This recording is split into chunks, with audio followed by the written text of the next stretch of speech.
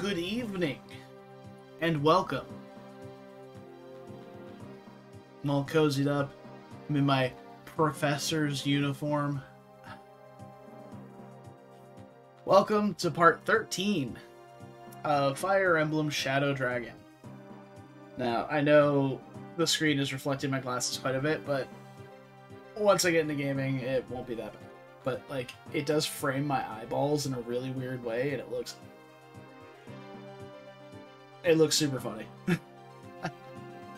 Yeah, we are back to Shadow Dragon today. Gonna be honest, that was a rough last couple of maps, but we got there eventually. Big shout outs to Tasty for reminding me that the warp staff is useful for skipping maps and not just doing silly strats, and tuning my brain back into the possibilities that every Fire Emblem player craves. We are on the Gharnef chapter where we're probably going to get Falchion. That's what it looks like anyway. But that's where we're at today.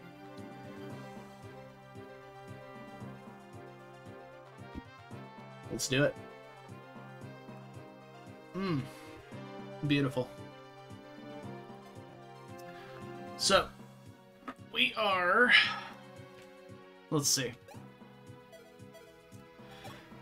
First, I need to reacquaint myself with my units because it's been about a week since we've played. And I don't know why Sheeta's not deployed. That seems just blatantly incorrect. Marth. I have tried and tried, but I just cannot get this guy into combat. The biggest issue I'm having with Marth is, especially now that we're starting to see, like, he gets one shot by every single one of these mages, I believe. Except the Swarm guy. But, like, these ones with Thoron, one shot. If not one shot, then dangerously close to it. And anything that's got a Brave weapon is just going to one-round him. Quite handily, in fact. Because he's not very fast either, so if they have higher speed, he's going to get quadded. Hey, Shinjo. You're stuck on this map? Oh, wow. Well, hopefully you can glean some helpful insight from me that doesn't just involve juggernauting through the entire map with Sedgar and Wolf.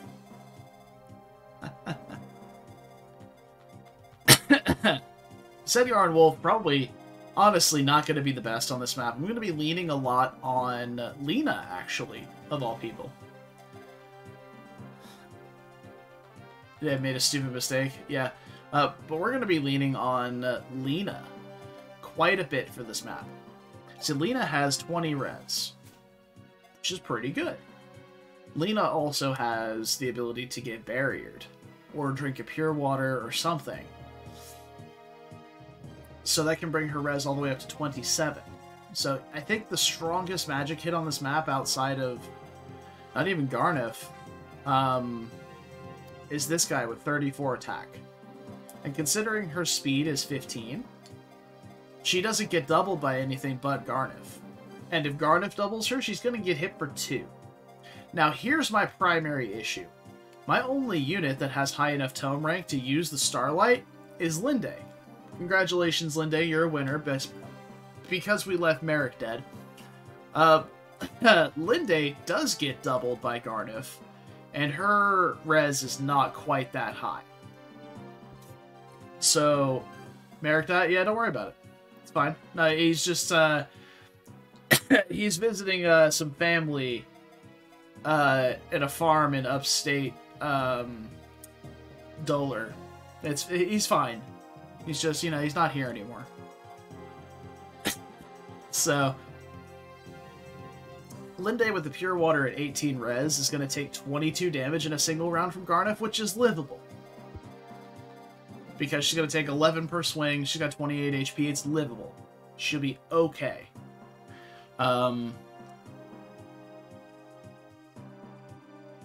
That's the main goal, is that she survives. And then once the Starlight, I don't know, I don't understand the mechanic here, to be honest, but I think, like, Starlight breaks the immunity shield of him, Hulu, and then hopefully anybody can kill him? That's the hope? His accuracy's quite bad, too. At 88 hit, I mean, he's going to be looking at, like, 60-some hit baseline. Yeah, see, Kuroi gets it. You know, he's just away right now. You know, it's fine. Don't worry about it. Like I said, everything's okay. Sedgar's almost level capped. I didn't even realize that. What a legend. So, yeah.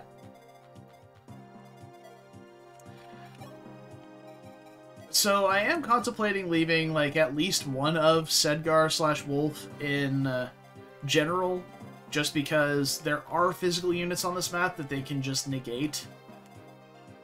This hero, for example, would deal 0 to both of them. This one as well. So I feel like there is merit to leaving one of them as general, but I might switch a different one to a more combat-focused, maybe like fighter, or maybe do it with Wolf, and then have Sedgar switch.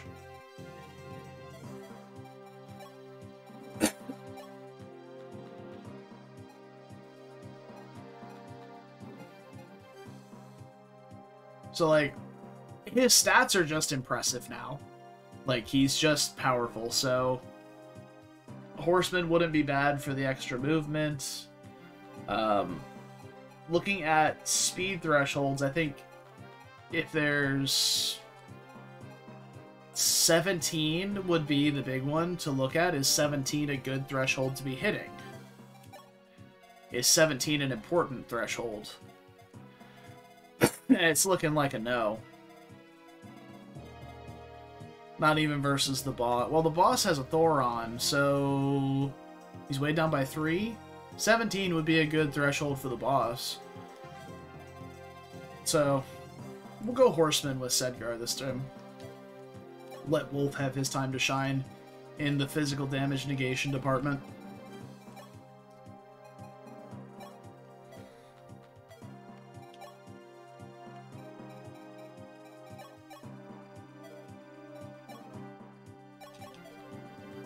Drop. What are we doing? A convoy.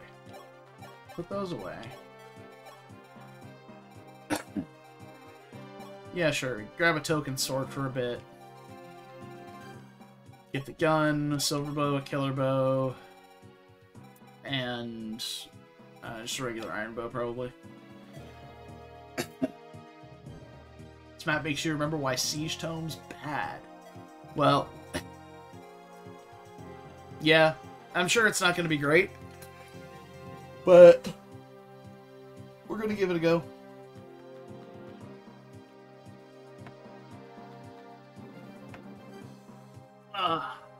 Stretch. Might be a short stream tonight. It was, over the last 2 days, it's been extremely busy at work, and I'm a little tired, so that's why I wear my glasses right now, because my eyes hurt. And these are filtering glasses. These are not prescription glasses. I don't need a prescription, but they they filter blue light for eye strain.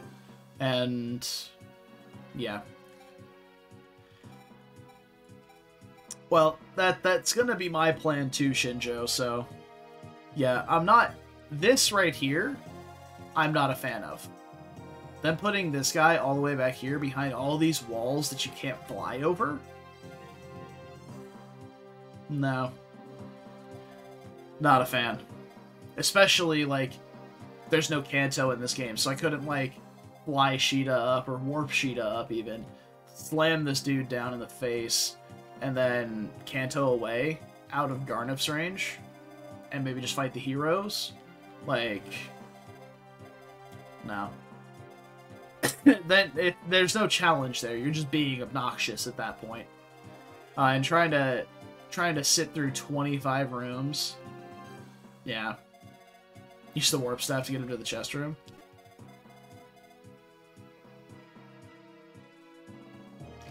It gave him a door key so he could get out. I mean, I plan on just having him... I'm going to send Rickard up there but he's just gonna sit here on this chest right here for the entire map until this swarm guy is dead. So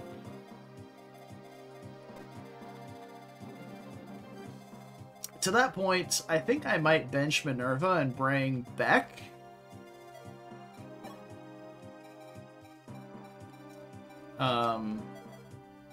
Minerva, of all of my flyers, that might be a hard 5 inclusion. Or yeah, just a harder mode in general. I don't know what difficulty you're playing on. Minerva is definitely the worst of my flying units between Katria and Sheeta. Between her, Katria, and Sheeta, there's not really much of a competition. Minerva is just solidly the worst of the three. Hard one. Hey, I've said it before. Play how you like playing the game. No judgment here. I like harder difficulties. I seek that challenge. I've played through almost every Soulsborne game. The only thing I haven't played is Bloodborne and Demon Souls because they're PlayStation exclusive, and fuck exclusives. I enjoy the challenge, is what I'm getting at. So that's why I play these harder difficulties. If you don't enjoy these harder difficulties, cool. If you beat the game on easy mode, you still beat the game. Congratulations. I beat the game on hard 5. I beat the game. You beat the game on easy, you beat the game. That's how it goes. That's just how it is. We both get the victory screen, we both get to see how everything ends up. No, that Hinoka map is no joke. Like, Conquest is no joke on any difficulty, honestly. It's just a hard game. Like, when I first played through on hard mode, I was, like, legitimately spooked by Lunatic, and for good reason. But back to it, though. Yeah, Minerva is definitely our weakest unit. Maria, we're gonna bring... She's gonna staff once and then promote. Which will hopefully give us yet another character that has good resistance. I mean, well, hopefully. She will have good resistance. She already has 11 res, and she's going to promote to Bishop, which has a big boost in resistance. So she'll be able to tank some magic too. Probably going to trade off one of her staves for a tome. Her magic is not super impressive, but it's fine enough. So we'll probably drop the heal staff for a Thunder Tome. Go from there. Because, like, the rest of her stats are very uninspired. But her res is quite good. So. But I think Karoi had a really good point last time we talked about Maria. Is like, we're at the point in the game where it's not particularly feasible for the fact to catch her up to be a combat unit. So we may as well just get to 10, get that promo bonus, we get the extra tome rank, staff rank, whatever, and the extra base stats, and just roll with it, because she's not, like I said, she's not going to catch up to our combat units. We have Sedgar, we have Wolf, Katria, Sheeta. We're going to try and work on Tiki. We have Linde as well. When Linde doesn't need the res boost, she's going to go back to Sage. But the res boost here is really nice. It's going to be a requirement to fight Gharnef. So, that's why we reclassed her to Bishop here. There. So, here's the overarching plan. We've talked for a little bit now, but the overarching plan is Rickard's going to come up here, pop the door open. I hope we don't get any reinforcements from back here. That's going to be super obnoxious if we do. But Rickard's going to come up here, pop this door open, grab this chest, and we're just going to wait over there until this guy is dead. We're going to move down this way first with Lena and... Lena, Linde, and Maria. Probably Tiki as well. Hopefully, like, if something survives Linde, which, I mean, there's a good chance they will, because she's not quite fast enough to double these guys. Actually, she'll double with Aura, because these guys are weighed down by the Thoron. So she'll definitely double. So they probably won't survive, but if they survive around with Linde, we can finish off with Tiki and continue trying to train our dragon. Everybody else is going to kind of make their way up this way to start with. We're just going to have to deal with this guy in the hallway here. Hopefully we can just kind of skirt past him and not get him to move. And then go around him. So there's going to be a lot of single unit checking here. I'm probably not going to use global range as much at all in this map. One thing I have noticed a curious lack of is status staves. Haven't seen a single status staff in this game so far, so I'm wondering if they even exist.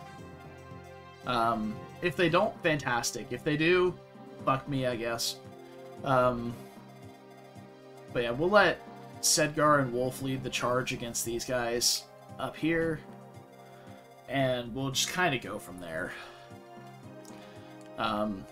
Sheeta and Katria will be able to just dive in, nuke something, and dive out. We're going to lean on Beck quite a bit to hopefully deal with these siege guys.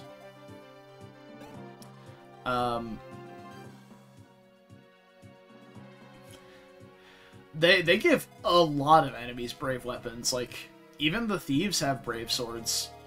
The hero here has a brave sword.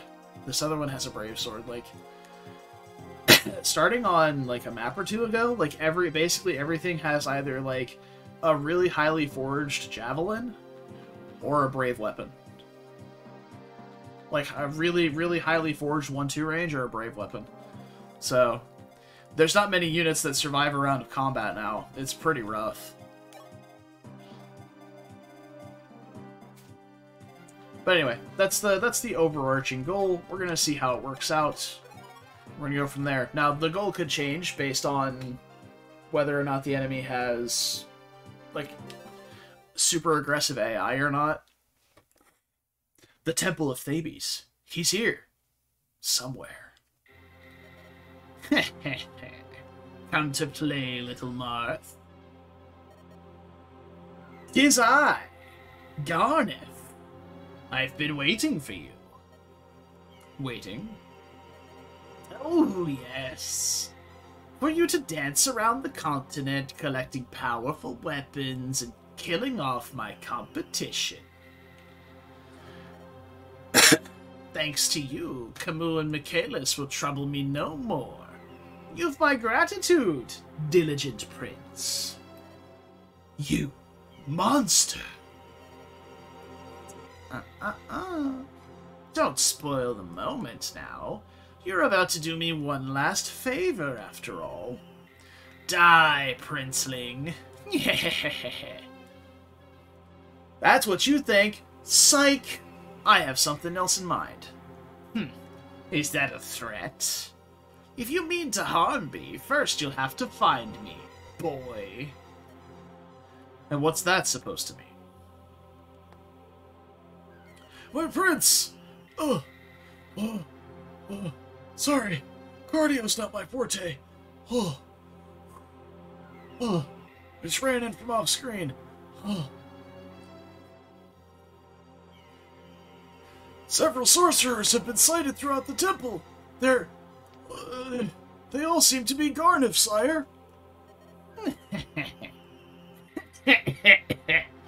Oh, God. My throat is still torn up from this cough that I've had for like 2 months now. Sorry. Fight, boy, fight! Wear yourself thin fighting puppets and shadows.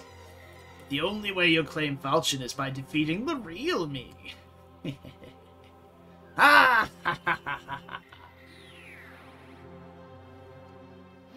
Alright. There we have it. Oh, I didn't curate inventories at all. Hey, people have some shitty equipment still. Fine. Alright, first things first, I need to mark this guy. This guy. No, I'm not gonna worry about this guy, probably. Yeah. That's such an annoying range they cover. One of these guys has Swarm, right? Yeah, it's this guy. So we could bait him forward, like, turn 1.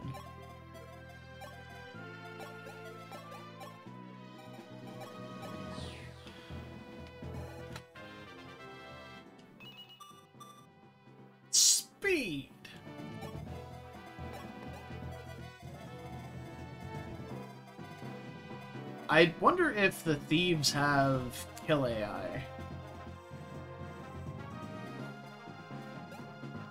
Because, I mean, 24 AS with a Brave Sword.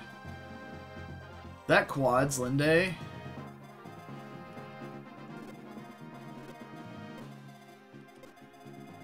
And he absolutely reaches that square. Oh, let's find out. I mean, it's turn 1. We're going to find out together. And I'm probably going to wind up Hammerning the Aura at some point this map. But we're going to wait for a little bit.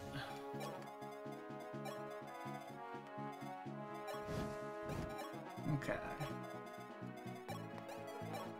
I guess I probably could have barriered Lena and gone in for it instead of Linde, but it's fine.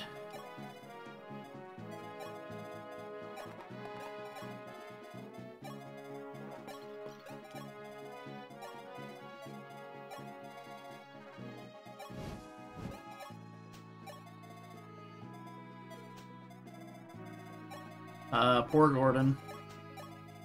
Always the slow one.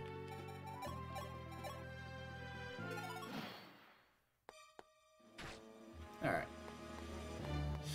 Ah. Sire, we've pinpointed where Gharnef is keeping the magical apparatus that gives him his power. Where? The Tower of Thebes atop this very temple. Then we don't need to fight Gharnef. If we find those apparatus, Gharnef's power, a great deal of power, will be sealed forever. Then let's hurry and seize the entrance to the tower.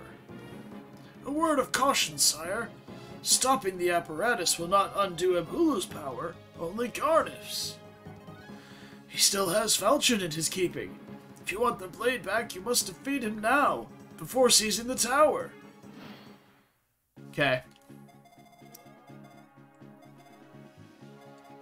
So we can fly up and bonk one of these guys. The issue is that puts us in range of...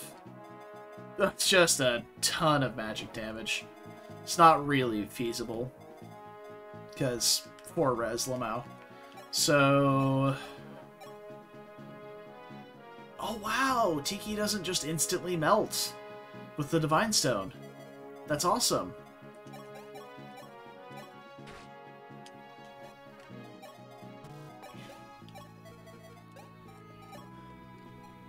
No one tells Brad we had animations off. Them's the rules. Alright, this guy's got 19 attack. This sniper has 25 attack. We probably have to be careful of that. Let's see. Okay, so we're gonna have to attack from where Linde is, so...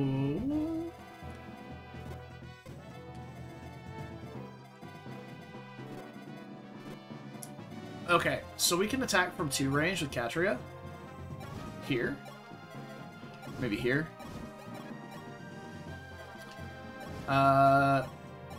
That's as good as it's gonna get.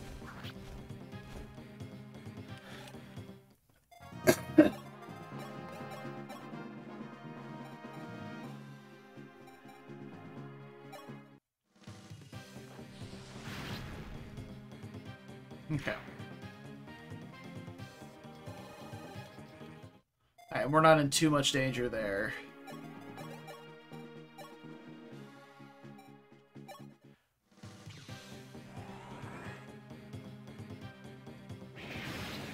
That was a crit, I think. It looked like one. Oh wow, she didn't level up?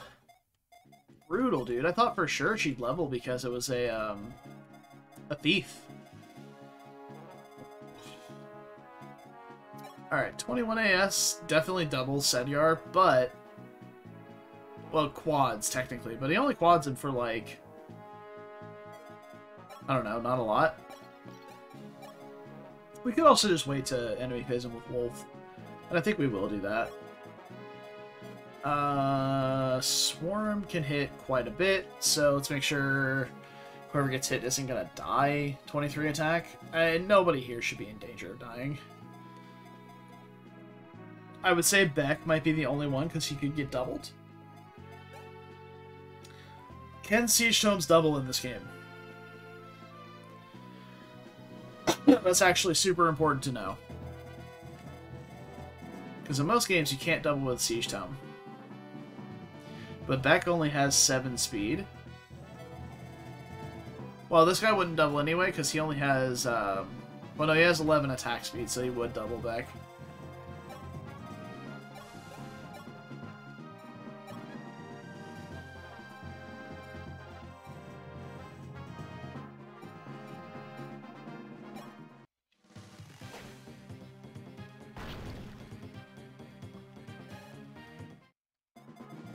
Okay.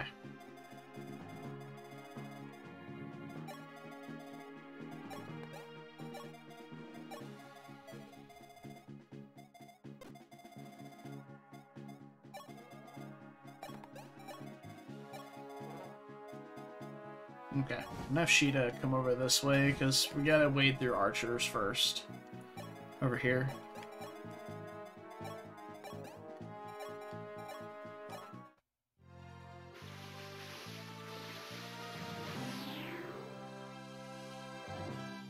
We've done it.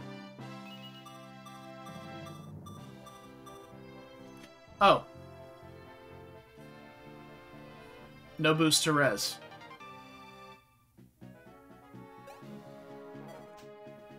Well, that just doesn't seem right at all. Okay, goes for Wolf. That's fine.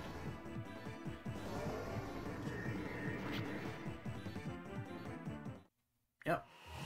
Fortify. Okay. Oh, the guy moved. We can get the chest. Hell yeah, brother. Yeah, these the siege tomes are on the move, so they're gonna catch up to us eventually.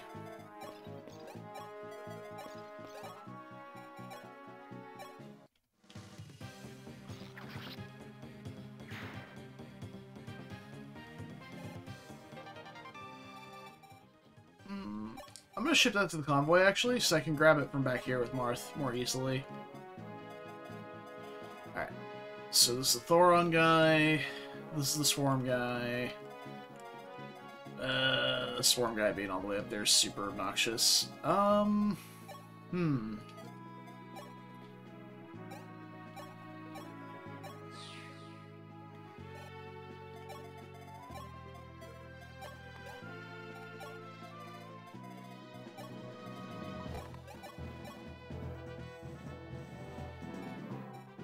There's so much damage.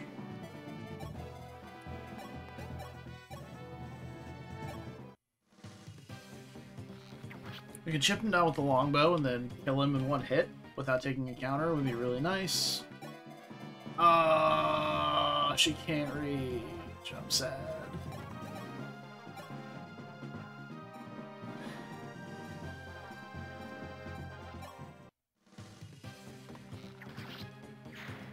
Alright.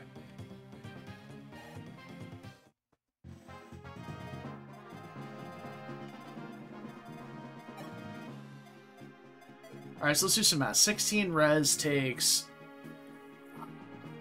18 damage from this guy? Jesus, man. Takes 18 and 16. It's not feasible. She just dies. Would have to wait for Lena to get in range. We could bait forward one of them with Linde. The one with 18, I guess. Shut up, phone, I'm busy.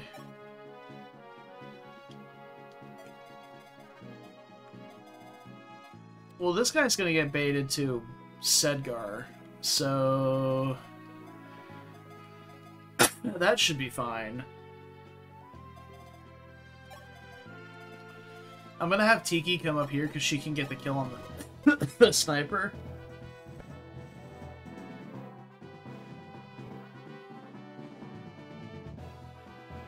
I'm so over this cough. I'm gonna see if I can't get to the doctor tomorrow or the day after because I go into work a little bit later than normal.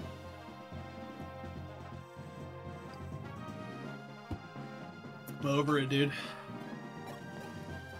The only reason I haven't gone yet is because I feel fine and I sound fine. Like, I don't have that thick voice that most people get when they're, like, super congested or whatever, but...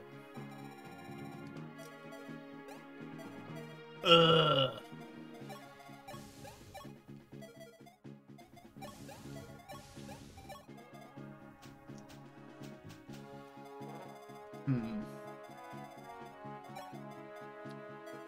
Pure water for... Man, I should put it on somebody, right? Maybe I just... Yeah, let's give it to... her. Well, I mean, she's... Never mind, she's got the... thing. If anything, I should grab her heal staff back out.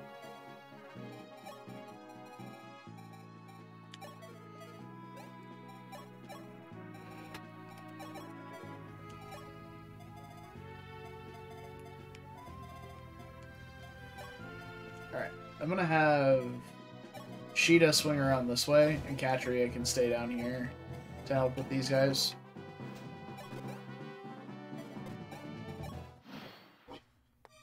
Alright, goes for Beck. Oh, I think Beck can be doubled. No! Okay, good to know. Jesus Christ, dude, 32 damage. That's so much pain. Excuse me. But it's okay, because we have 52 HP. Oh, ting. Ting. Ting. Ting. Oh, no crit? Feels bad. I love a crit ting. It's so good. So that's the swarm guy. Oh, dude, look at this jackass. He's just constantly going back and forth into this guy's, like, into these guys' range. It's like, now if I attack him even at 2 range, I'm in range of this guy. God, fuck this guy. What an asshole.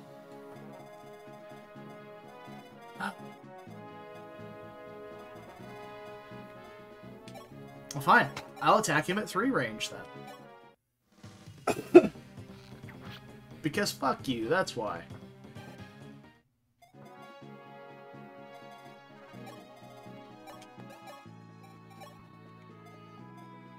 Is re-upping the barrier worth it? 15 res currently. No, not unless one of these siege tomes is getting in the way, but I think he's running back now. So I think we're fine. Alright, we need to do 14 damage to him.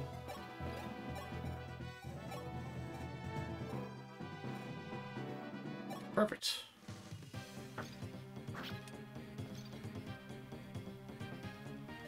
Yeah, you show him who's boss, Wolf.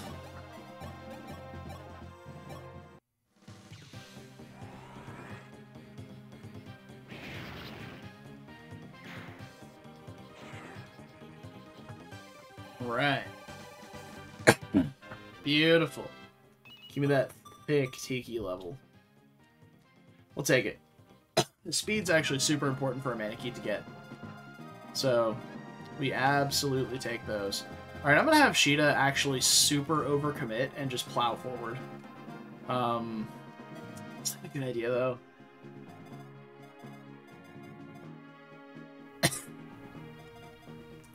I can't really continue forward until we deal with this Gharnef, though.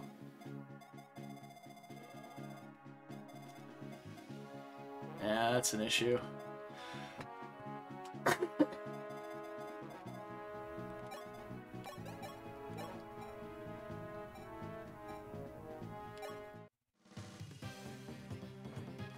Oh, the aura crit. For 69 points of damage, mind you. Nice.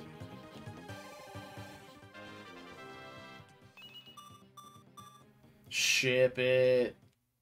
Speed good.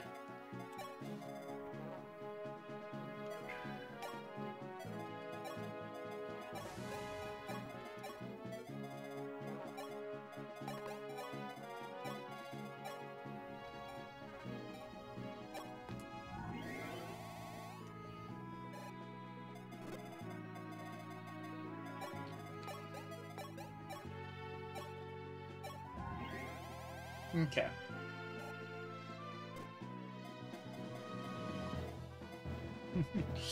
Yeah, please no spoils. Appreciate it. Nice. Okay.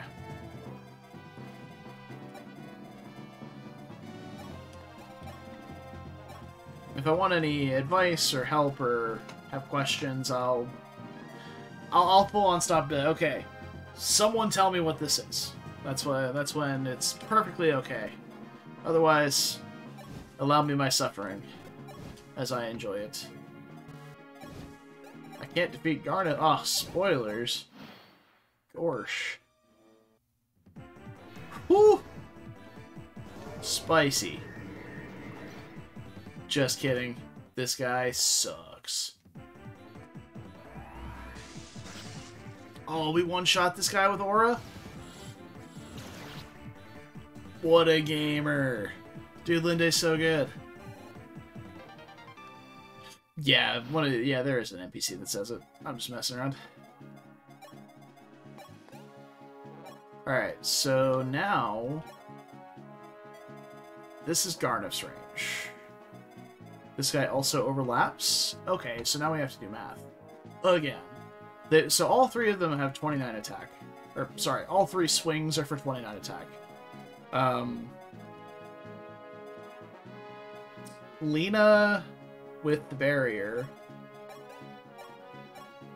has 27 res. She takes like 2 damage. What a Giga Chad. So, hold on. We have 25 res. She gets hit for 4. Yeah, she doesn't even need to get rebarriered. What a fucking legend. Oh. Supposed to just heal Linde then. And then heal again.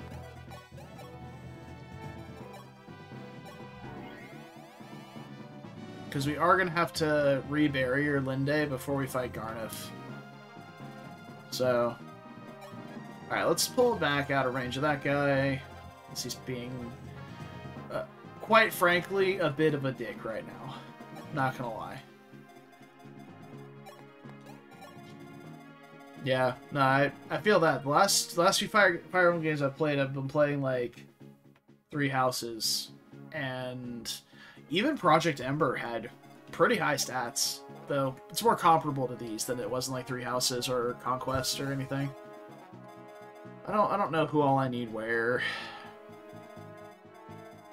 I feel like I'll move Dead Guard this way. We'll keep these guys down here. Alright. Moral support team is a go.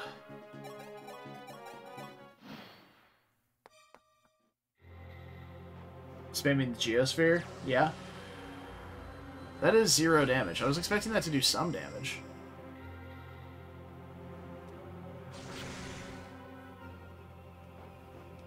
Wait.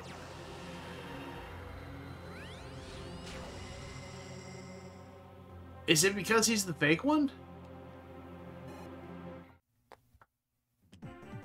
Yeah, because he should be dealing 4 damage.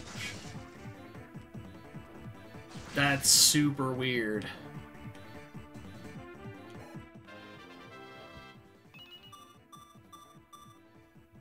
Oh, dude, magic and res, that's so good. Okay, now... Oh, dude, this is perfect. If we can get this guy walking around this way, that's perfect for me. Because then we can fly up Sheeta or Katria or somebody like that and just dunk on him. But, I don't know. Spamming the Geosphere, it only has 3 uses, right? Even if you hammer it, like, it hits your units, too. Seems a bit, risky. I haven't used it before though, so maybe it doesn't work the way I think it does. Thanks, Beck. Alright, so does Gordon deal damage? No.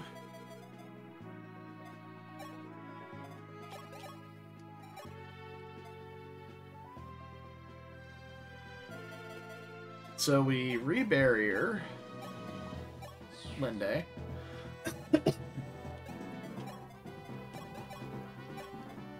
we can Starlight without dying. Now, I don't know if Starlight is necessary.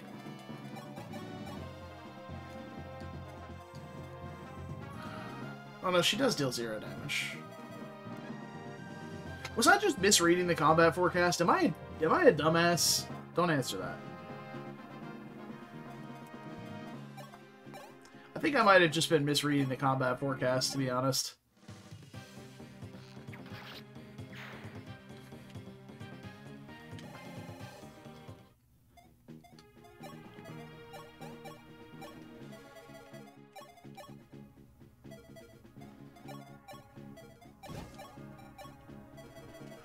Alright, let's do this. So we attack with Starlight.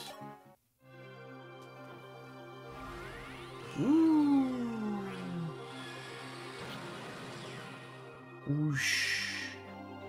Yeah, this is only dealing 6 damage, so there's definitely something wrong with this math.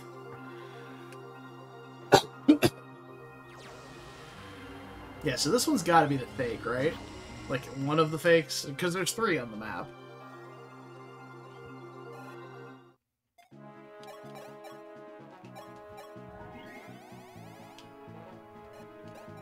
So can now... No? It does work.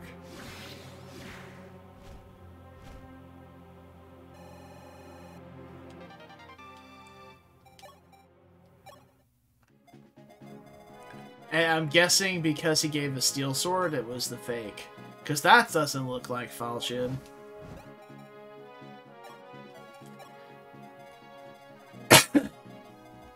I think we are just big chilling right here. Like nobody here is gonna move. And I'm moving Rickard forward in case there's spawns from here at some point. Hopefully they don't come right now and murder him. And we can just keep moving him down toward the army.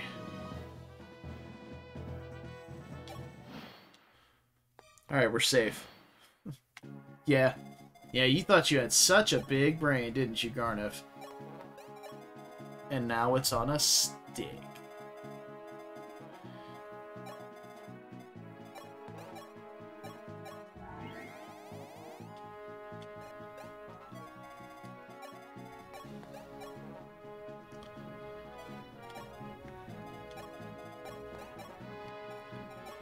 Yes, don't mind me. I have a bishop on the battlefield with no stats.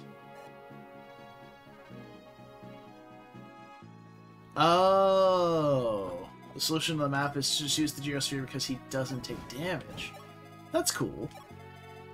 I plan on killing all 3 of them anyway, but that's cool. That's a neat little touch. If that was if that's the intended way of doing it. That's pretty neat. Alright, we gotta just kind of chill right here again. Oh shit. Oh god. That's not okay. Those are the worst kind of ambush spawns.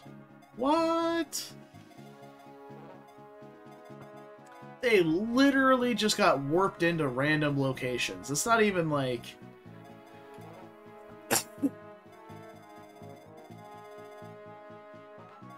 Unbelievable.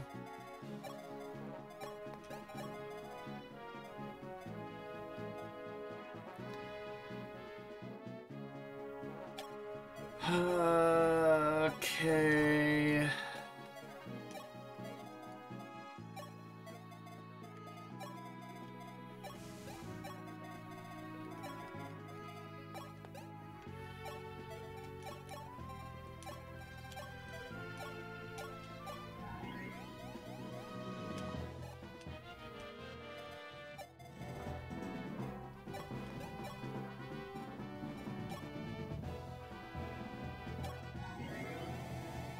I saw it, Kuroi.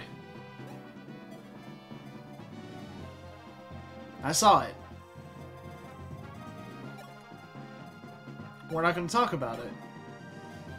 But I saw it.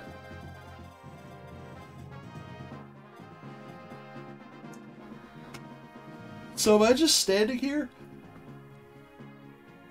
Oh. Ugh. Am am I really just standing here for like 20 turns, letting these guys come and feed themselves to Lena at the choke point? Doesn't feel great. Does back out range? No, it's the same range. I fucking wish. That would be some nice tech. But no, it's the same. Like, they won't counterattack when he attacks, but they hit him for almost his entire health pool in one shot. So I can't put him in range of 2. He has 0 res, and their attack with swarms like 23, I think? 23 or 22? Yeah, 23. 23. Yeah. So, there's only 2 at the moment, which is fine. But yeah. Yeah, no, not to drain swarm uses. No. My highest res is Lena at 21, so I mean, technically she could. She has 2 turns of the... She has 2 turns of barrier still. If I had access to like a heal tile, sure. I could drain those uses, but with her. But no. It ain't happening. We're just gonna have to do it.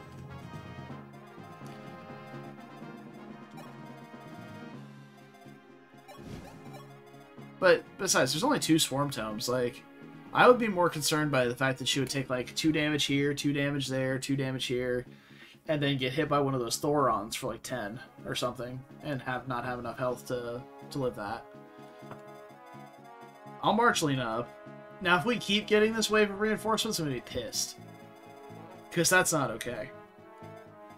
So, let's find out together, shall we?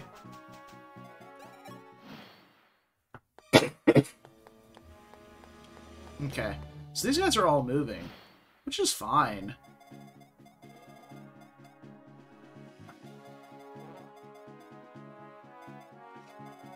Okay, so that's as far as he could reach.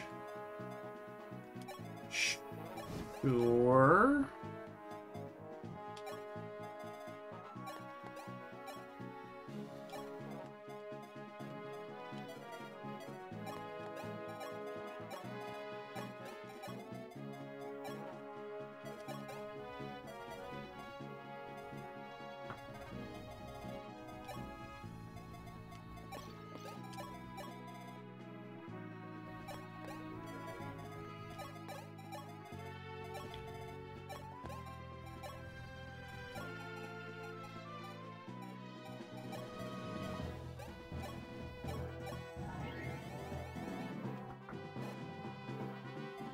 There we go. Big staff rank, baby.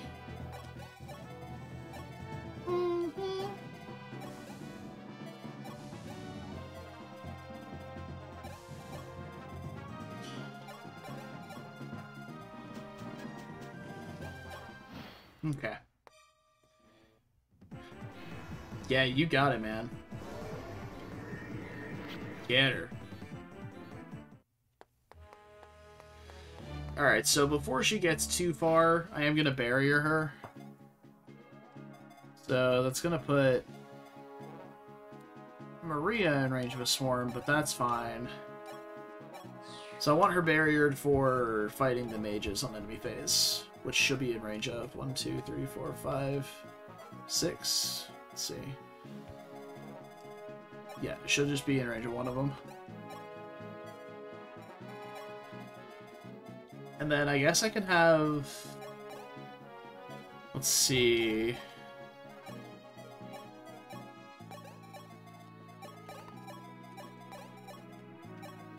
Katria and Sheeta close by to be able to fly up and kill one. Hopefully without taking a counter, or maybe both.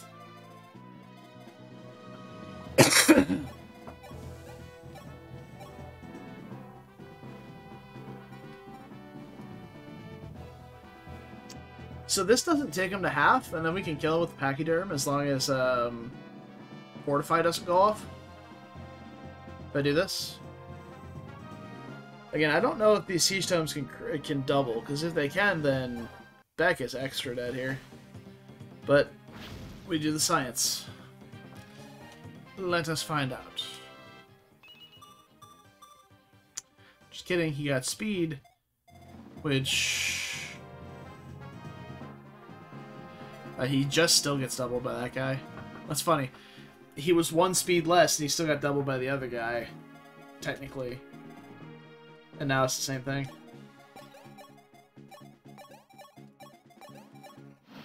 Alright. Yep. Let's see. Does he double back? No. Okay. Looks like Siege Tomes cannot crit. Perfect. Or not crit. Double. Fuck am I on, dude? Nice Thoron, nerd. Have some real lightning! Oh, she doubles. What a goddess. That's gonna trigger the Fortify, And a Physic? Bitch? I don't recall asking you to do that. Now, Thunder still kills here, which is great.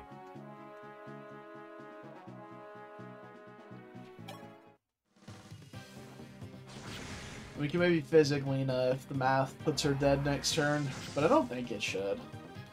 Her res is quite good.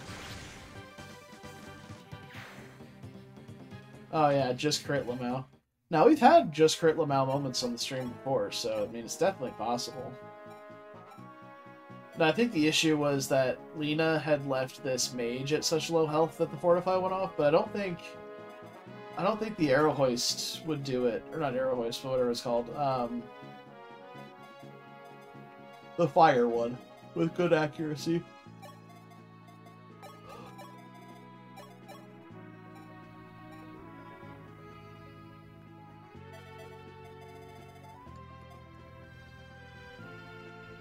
Mm-hmm.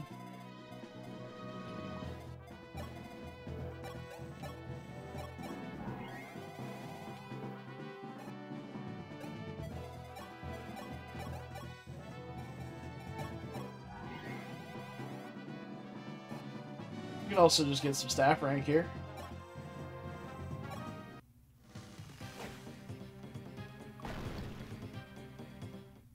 Boo. Nobody liked that. Boo.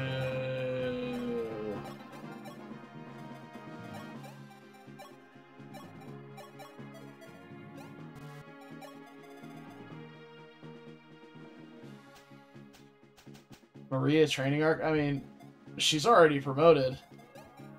I don't know how much more of a training arc we need.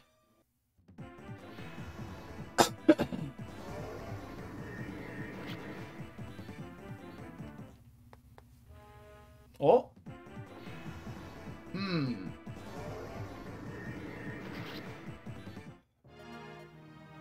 Oops.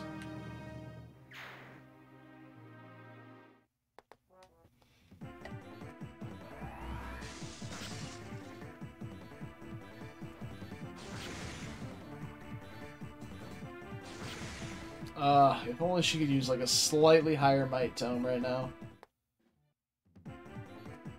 Oh, it'd be so huge. She's 1 point of damage short of killing these guys. It's so brutal.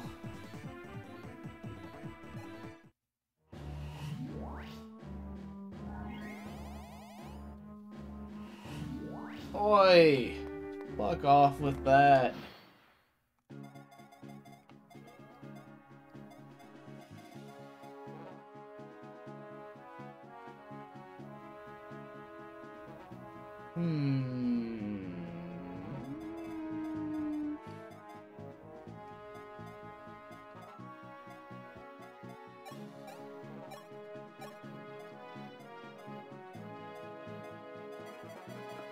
Can't even use back anymore, huh? So here's what I could do. I could move up here with like Catria, Javelin this guy to death, Physic Lena.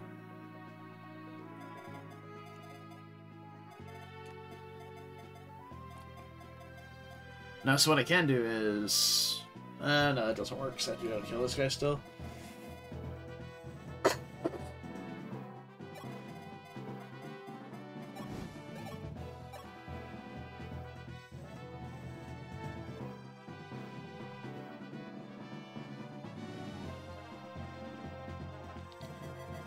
Uh,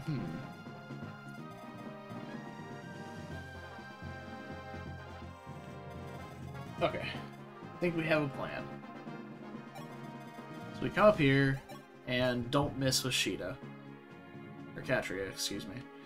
Now, if we do that, that leaves us dead to the Siege Tomes up here, though.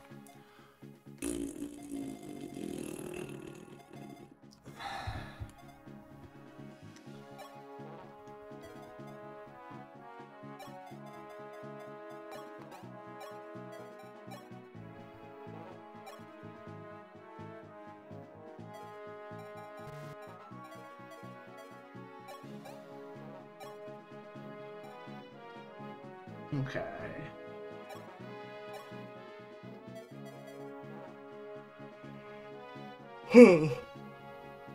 So Linde is going to absolutely slaughter anything that attacks her, which is the problem.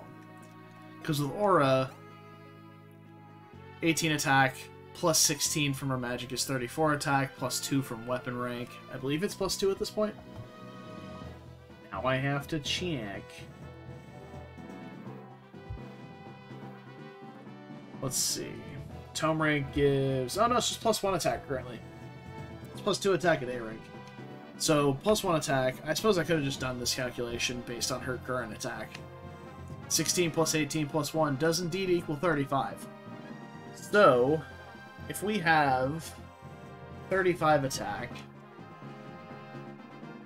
along with 18 attack speed, because she's not being weighed down by her tome, she doubles both of these guys for 31. She one-shots them both. So if that's the case, why don't I do this? That doesn't work. That's exactly why I don't do that.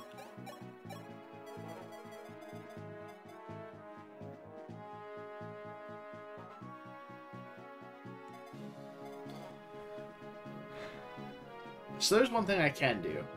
We can...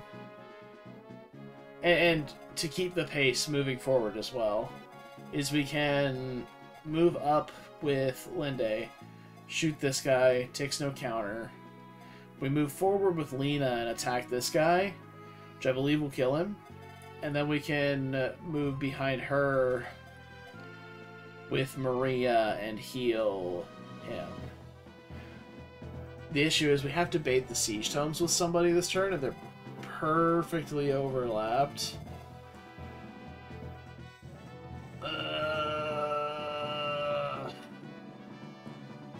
What an annoyance. Alternatively, we could just retreat with Lena to here, keep bottlenecking these mages, and move a little bit further back over the next couple of turns to get away from the swarms, and hopefully the swarms will go this way. That's why, like, they were walking that way. They got to, like, here and turned around. It's really fucking obnoxious.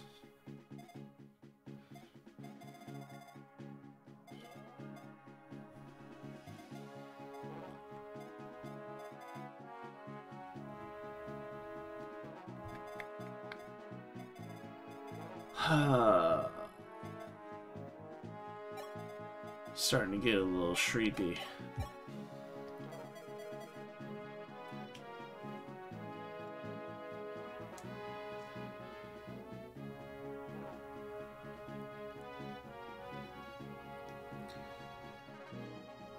Okay. Like I said, it was a long day at work today, so apologies if I'm a little sluggish.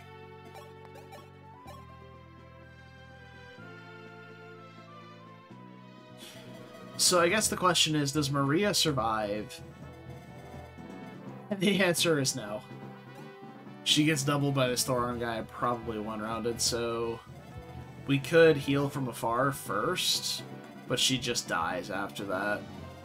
So the only other thing I can think of maybe is we move forward and heal with Lena, or heal Lena with Linde.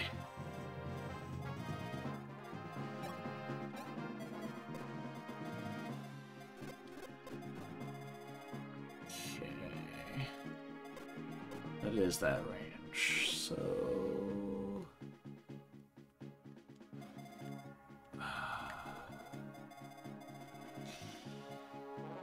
just have so many units that can't do anything on this map.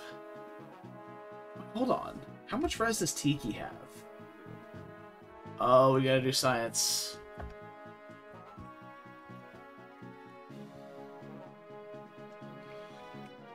Divine Stone.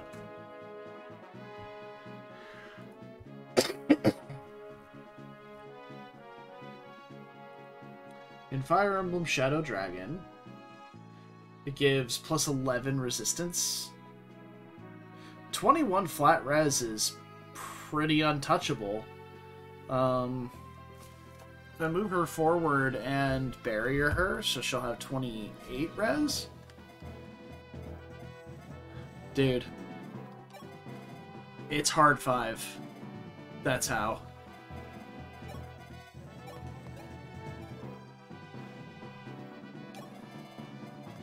Don't judge me.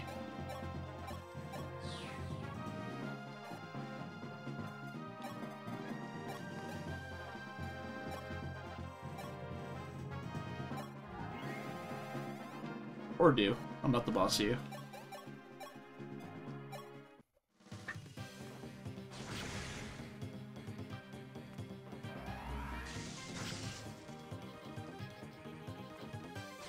Okay.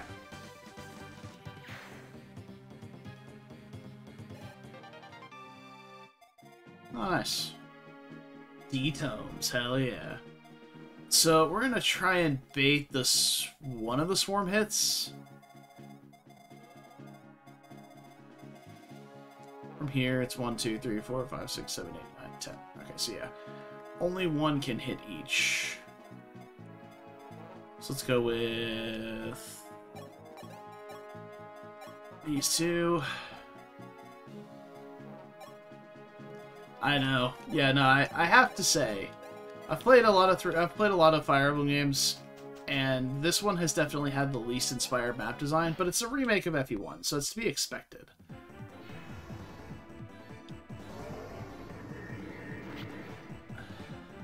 Alright. Perfectly baited, as expected.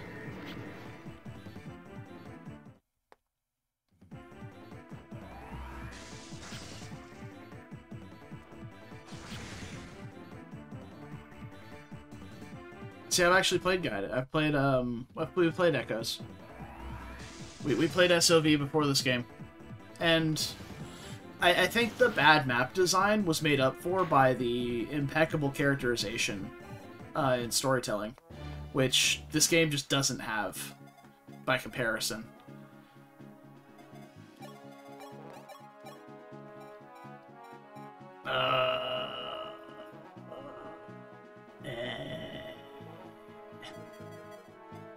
She can't quite kill.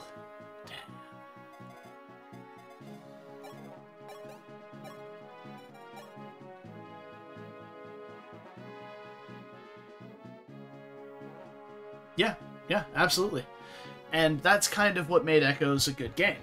Not because the map design was phenomenal. Like, if you want a game with good map design, you go play Conquest. Like, Conquest has some phenomenal map design.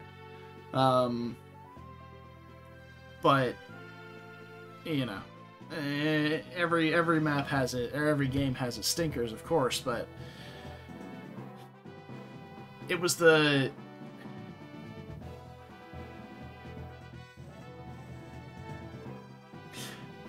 You're correct in saying that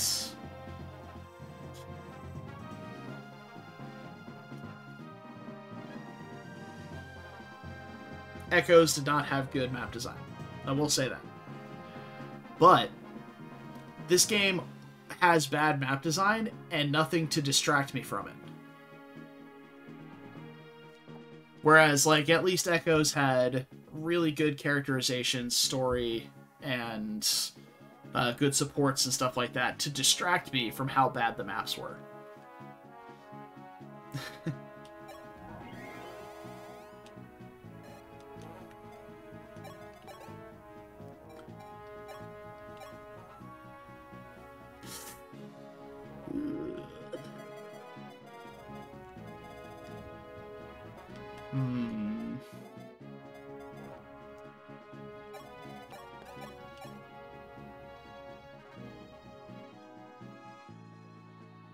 Still the same guy.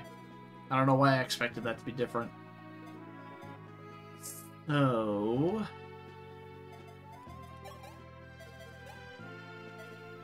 I wish I could see what her base res is here. I think her base res is 21 right now. So we go up to 28 with a pure water. So I was thinking about just moving, like killing this guy with a combination of... Well, I can't really combo that way.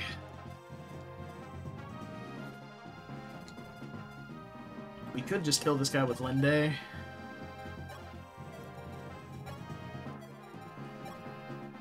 And then just step up in front of the other one with Lena and Pure Water.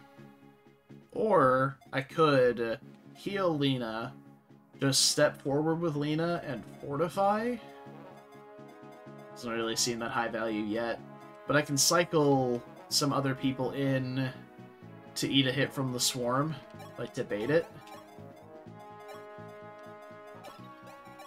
So we'll bring Katria and Sedgar this time.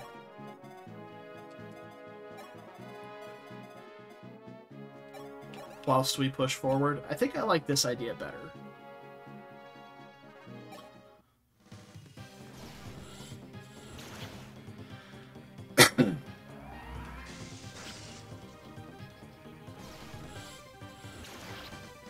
And I think could even...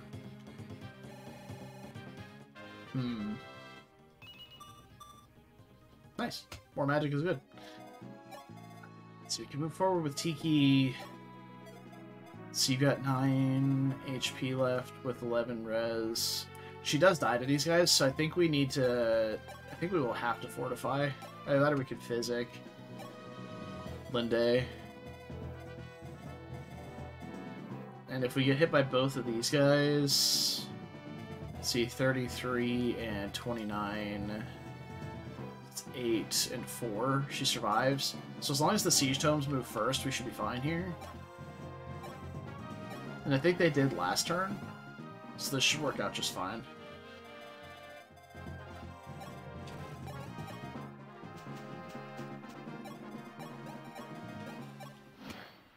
See how it goes. Yeah, perfect. The Siege Tomes move first. GG! Oh, even dodged it. What a Chad.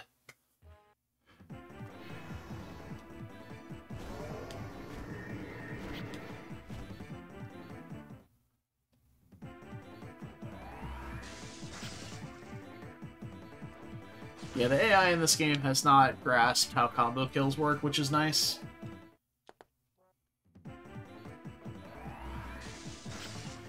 Alright.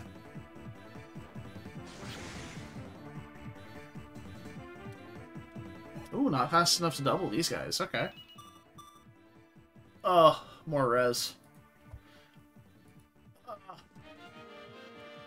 Oh, my Thunder Tome. She might have been fast enough to double, but she broke her tome. Okay, that makes more sense. Alright. Well, we can trade. We can move up and trade. And heal.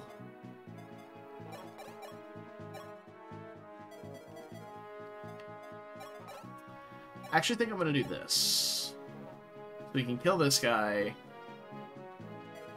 Now we've really got to take care of Lena here. So...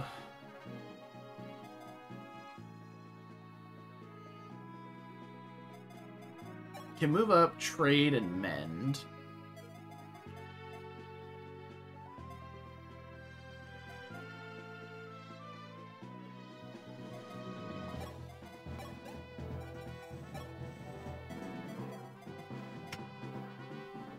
And if I really need to, I can grab the barrier off of her and cast the barrier on her if Lena can't kill stuff. We could also just yeet forward and blast with Sheeta. It seems, we'll say less than ideal.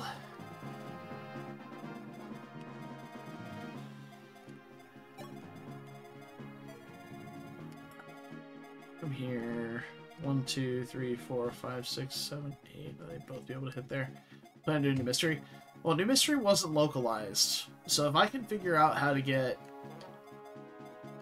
If I can figure out how to get it and translated, I'll do it. But as of right now, there's not a plan to do New Mystery yet. But I do want to at some point...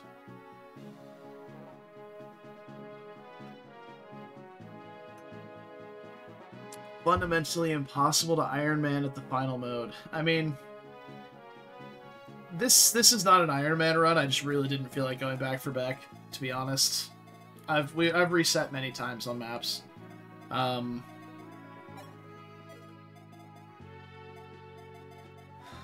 This is one of those games where your roster's so big, it just doesn't feel that impactful to let a unit or two die. So... Alright, let's do this instead.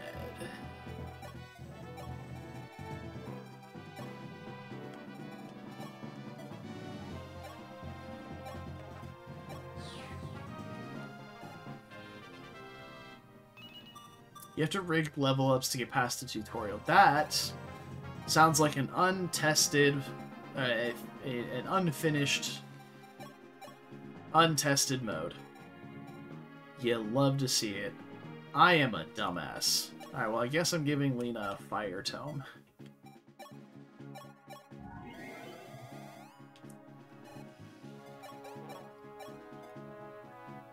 And we're definitely killing this guy. I traded the thunder away instead of something else. Massive brain. Lunatic reverse. I've heard of that mode before. It's where the enemy constantly has like an advantage plus, I guess they call it. Alright.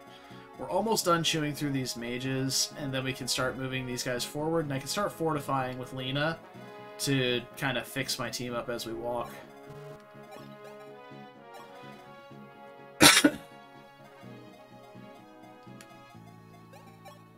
You only attack first if they can't counter. You love to hear it.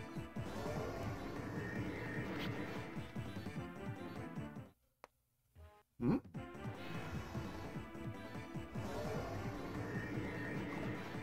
Okay.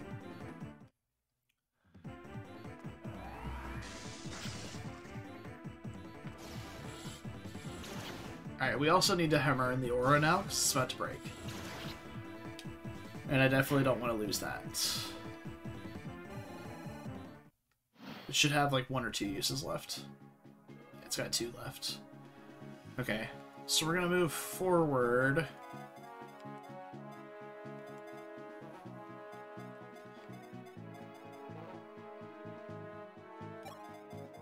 This way.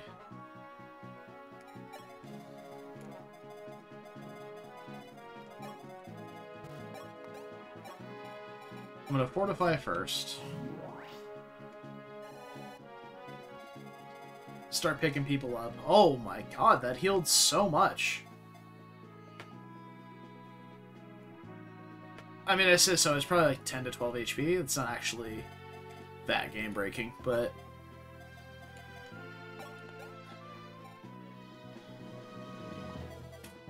Fortify's range is infinite. The entire map. Same thing with Physic and Warp and whatever else. Yeah. Which is really great for you, but it's also really shitty when the opponents have it too. So it's just like, oh, anything ended the turn under half health? Fortify. Guess I'll just go fuck myself then. Especially if there's multiple of them. I'm really excited that I'm about to get a new barrier staff, though, because mine's almost broken. Okay, I need to see why these guys were attacking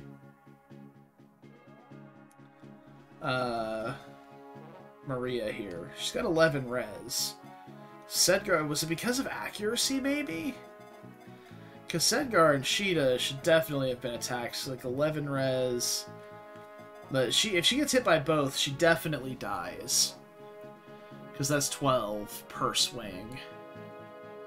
So maybe I don't have a pure water to give her, though.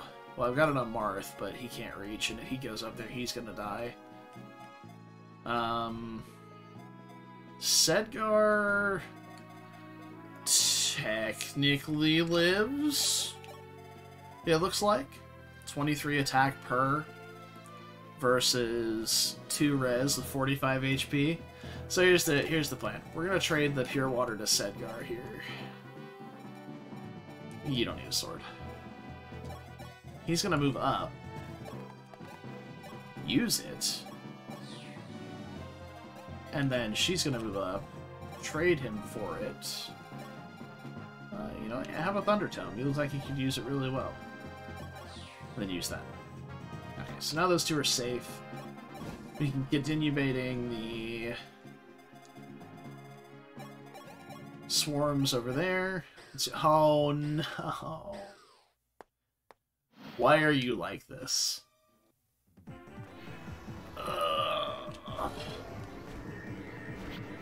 I just finished chewing through the rest of these guys.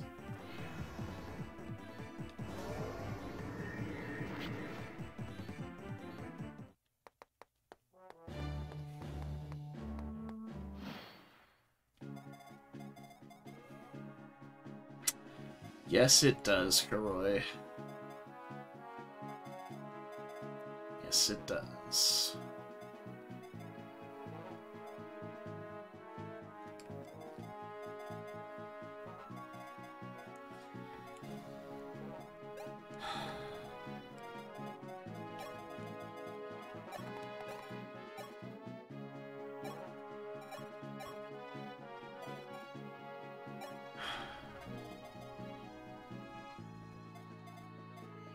I don't give a shit about the XP, dude. This map sucks. Okay, let's see. If we move up, so I can heal with. We can heal with Linde. Get Lena back to full. We can move up with Lena and just pure water. Wow, HP. All right. We move up, use the pure water, go up to basically untouchable by these guys. Go from there.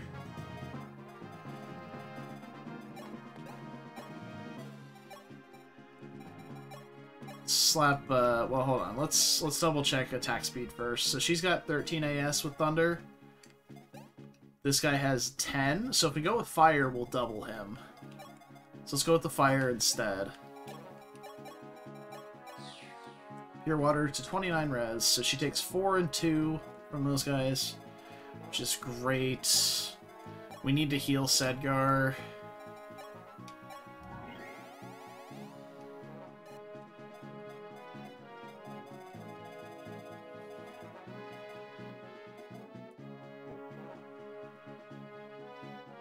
Yeah, I was really hoping we'd get some more work done with Tiki here, but it's looking a bit like it's not gonna happen.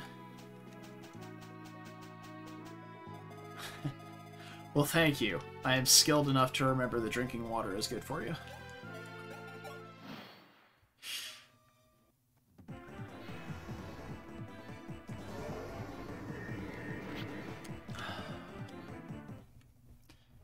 Having pure waters around is always just a good thing. Like, they're extremely helpful in most most niche cases. They're extremely helpful. So in those niche cases where you need it, that's why I always tend to, like, if there's a shop that has them, I'll buy like 2, maybe 3, for reasons like this.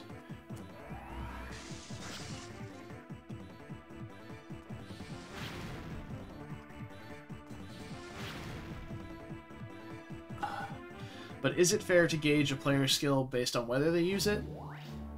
Yeah, I mean, what is player skill if not utilizing all of the tools handed to you? Right?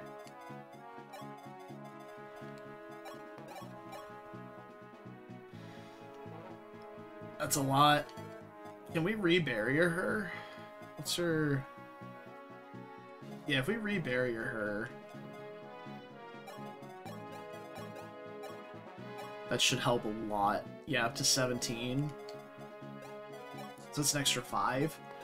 And she should be taking 5 instead. And this is the strongest one. She should be taking 3 from this one, 4 from this one, and...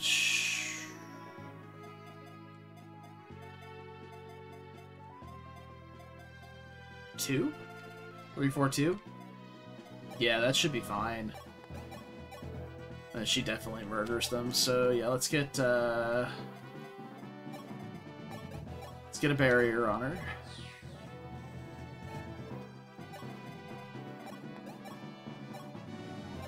We have to use the Divine Stone, even though the Fire Stone would be more than enough damage. We have to have the res from the Divine Stone to survive enemy phase.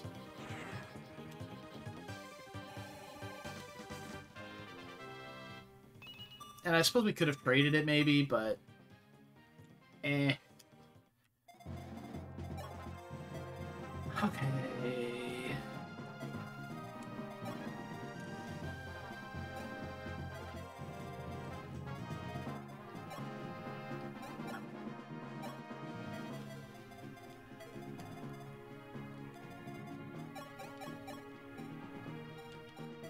Okay, so this one has 13 speed, 15 speed. So, well, with 15, it brings his AS down to 11, which means she can't double regardless, so we should be using Thunder now. Just for the extra might, just in case it matters. It doesn't look like it matters, actually. Yeah.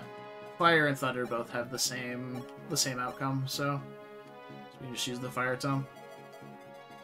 Yeah.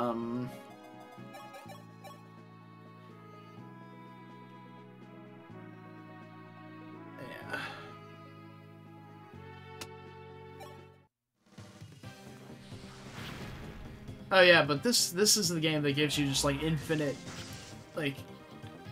dudes, right? They just never stop throwing recruits at you for, like, the entire game. If you just don't have any units, they just refill your roster every map.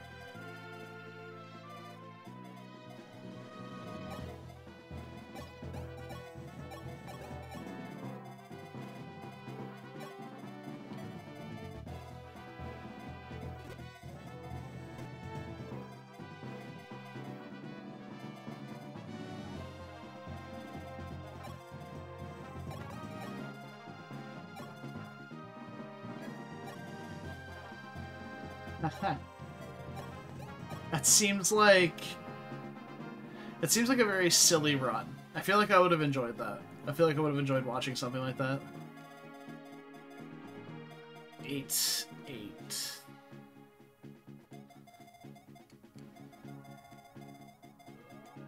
After 30 generics, they just reuse the names. Hell yeah, dude. Gamers.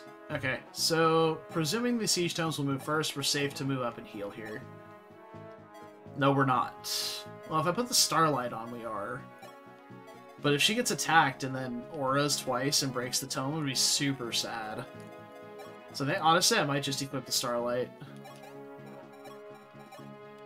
So we have the Hammer's Staff to fix it. We just need to have, like, a spare moment to use it. And I don't think Lena really needs the healing, but there's also no point in not moving up.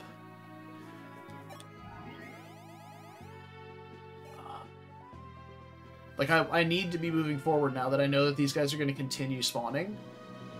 The problem is, like, I want to move forward and then get to the save point. Once we get to the save point, we can start fucking around a lot. That's my favorite part. That's when we get to start fucking around and finding out. Oh no, Gordon. It's okay, he's extra thick.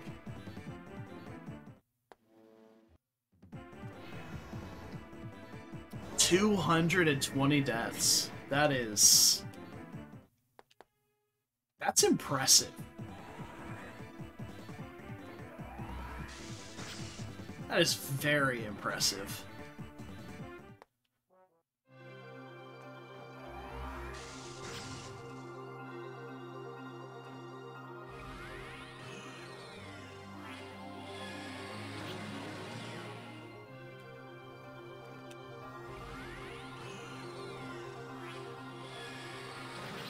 That is a gorgeous animation, by the way. Like, the rest of the animations in this game are kind of meh. But the magic animations in this game are fucking dope. Okay, so I'm going to be blocking off... Alright, let's quit tracking global for a moment and just track these two. So I want to go behind here and fortify. That way I can pick up all my guys that have been tanking swarm hits. We can pick up Linde.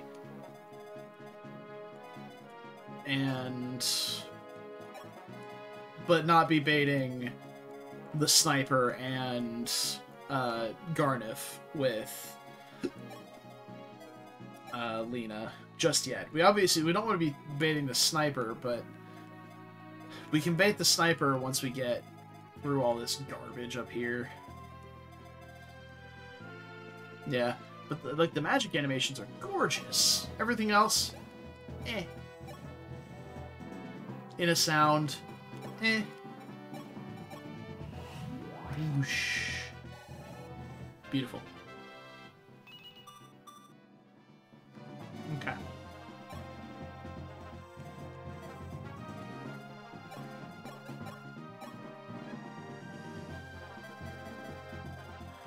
Let's not do that.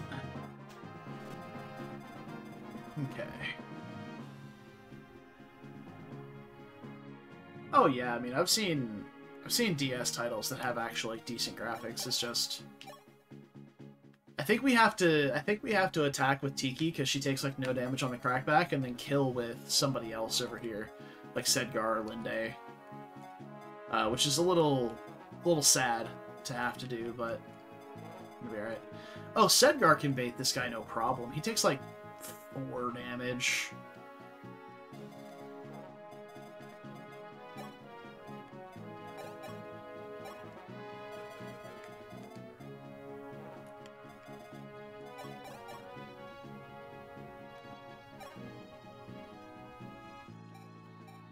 Yeah, I think we're gonna have to do it this way. Just because Tiki takes like no damage on the crackback. I would love to get the kill with Tiki instead so she can get the XP, but...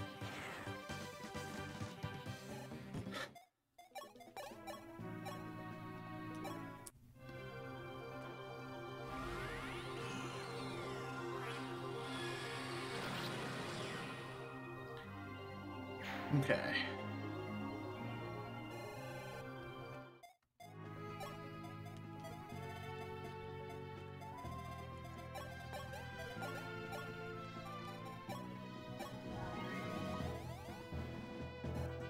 Okay, yeah, Linde's barrier is getting dangerously close to falling off, so... Now... See, these guys have just refused to attack Sheeta. I don't really understand why, but I'm kind of curious to know if I can just fly her forward now, and they'll just be like, "Eh, no, that's not happening." Is it the accuracy, maybe? They have 90 hit, and she has a passive 37 avoid. So it's like 53-ish? Because I do 20 damage a shot. Like, she survives anyway. And with 12 moves, she can go, let's see, 1, 2, 3, 4, 5, 6, 7, 8, 9, 10, 11, 12. She can get out of range next turn. Presuming they don't move in an unexpected way. I think we can tank one of these last hits with Marth, but I think we can go with Katria. Since Sedgar's out of range. And I think this is the last aggressive bishop up here, or the last aggressive guy that's going to move. Outside of, like, the swarmers, obviously.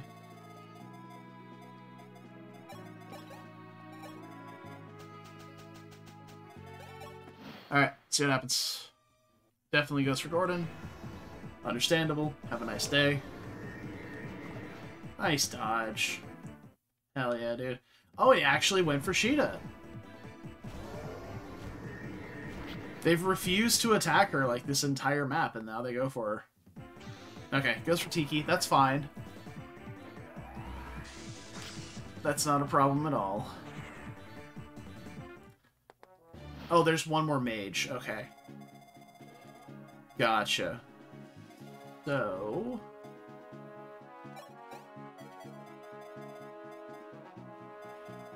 Yeah, anyone that attacks at 2 range is getting countered. So I think... Let's see, can Tiki do 30? Not quite. But she could swing around. So that we have to be really cognizant of that area. But if she swings around this way, I can attack from the bottom with somebody else. Like down here. It'd be fine. So... I want something to attack with other than these aura ones. Yeah, I mean, I don't understand how they're prioritizing these shots either, to be honest. Hey, Cat. How's it going, man?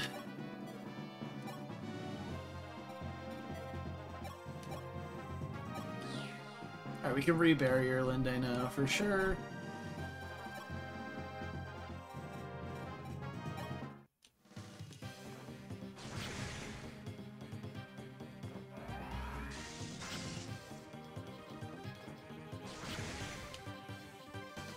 Good, good.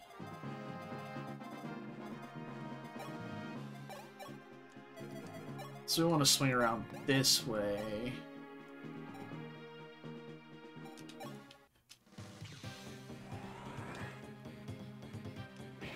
Again, I want the Divine Stone on for enemy phase, and I don't particularly know if I'll be in a position to trade after this. So, here we go. Good, good, good.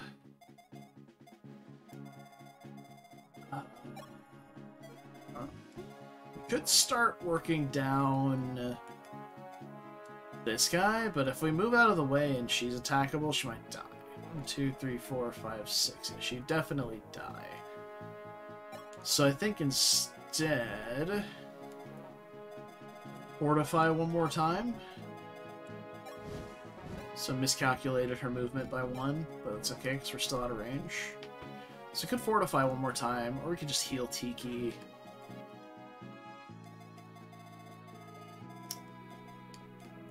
Because Gordon and Catria are still fine.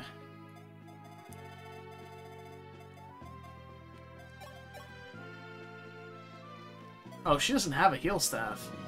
Holy shit, what an inventory. Alright, this guy's got 10 AS with the Thor on. And she's got 14 with fire. So let's equip... she got fire equipped, that's perfect.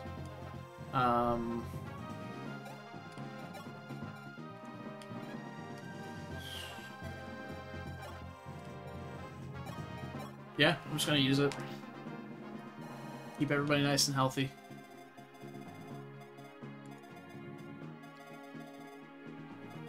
I'm gonna get a somewhat used Fortify at the end of this map, but a Fortify nonetheless. I just really hope we don't have the same set of reinforcements again. And if we do, like, please let it be the last time.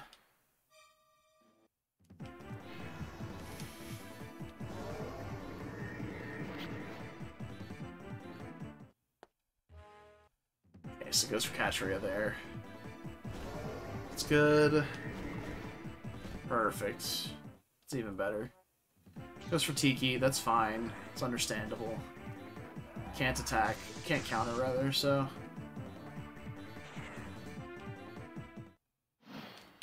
Okay.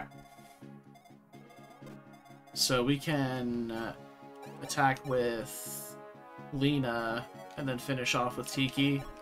Because Tiki can't just munch him in one hit. So... let's do that.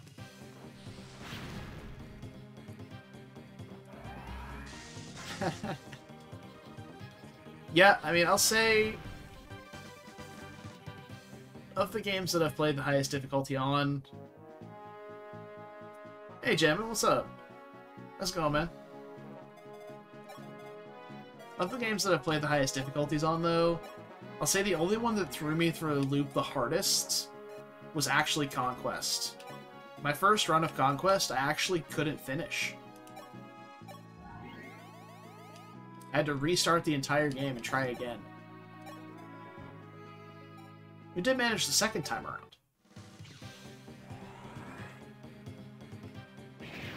But everything else, like, I agree with you. Most of them feel not that great to play.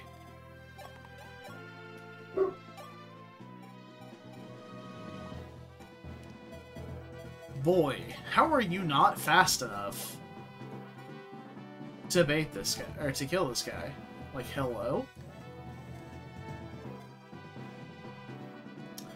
Yeah, that's true. Like, preparation and planning are absolutely the hallmarks that you need to succeed in Fates.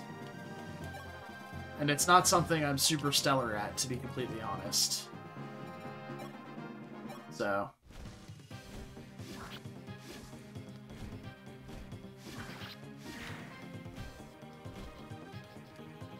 well, I'm much better at it now that I've played through Conquest. Alright, I'm gonna commit here. We're gonna bait this guy with Sedgar. I'm gonna save the game here. Maybe go with the killer bow, see if we can get a crit and kill him. And if we get ambush spawns this turn that just pop out and kill Sheeta, I'm gonna be so pissed. Okay.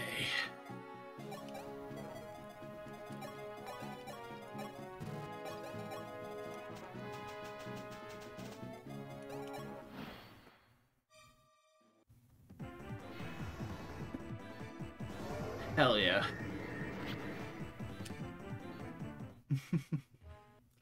Forced by fates to admit defeat in what way, Jammin? I have to know. Because I have suffered a similar experience.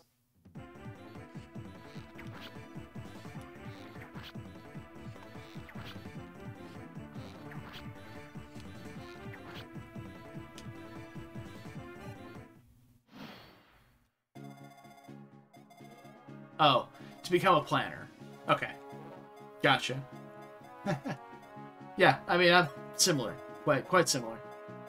Okay, so this turn is bait Gharnef. It is time to bait Gharnef o'clock. So we need Linde here with the Starlight equipped and barriered. Not a problem. And nobody else in range of Gharnef. Yes, Sedgar did just get quadded for less than half his HP. Well, to be fair, my Sedgar spent most of his days in general, so he has capped defense as a general?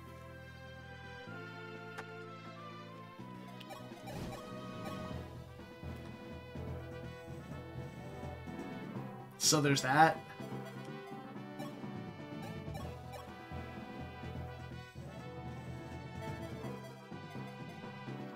Okay.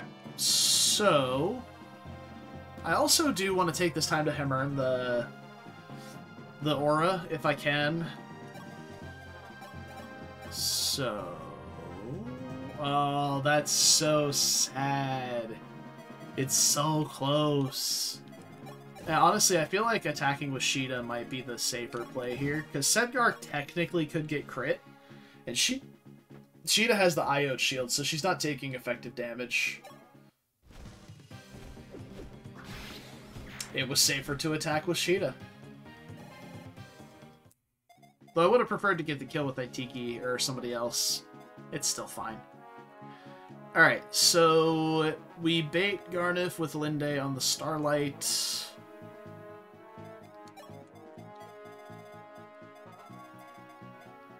Now, let's quit tracking you for a moment. Just track these two. They cannot hit where Gharnef's attacking, so perfect. Let's go Linde here. Item, Starlight equip. Staff, mend, Sedgar.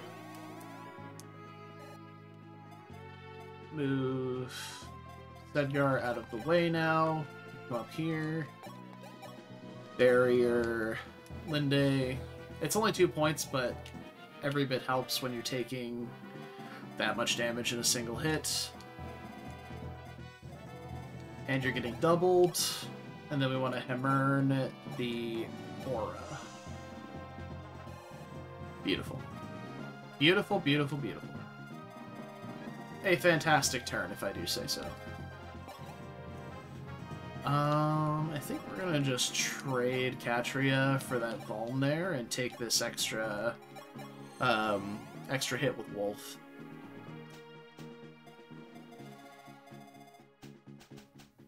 Okay. Here we go.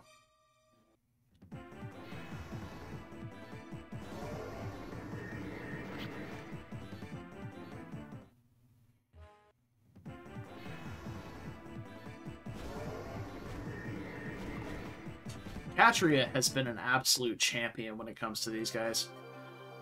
Oh, hey, I think we found the real one. Maybe? I don't remember if the first one had dialogue or not.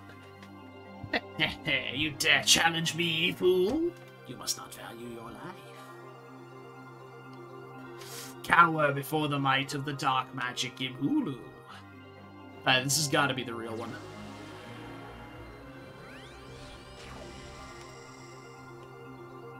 No?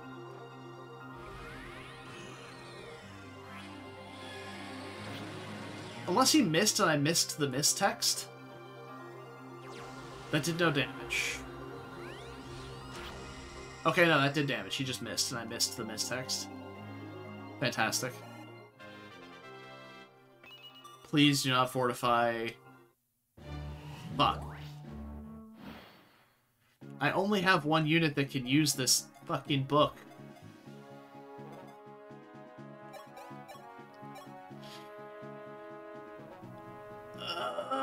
Nobody else can deal damage to him, right?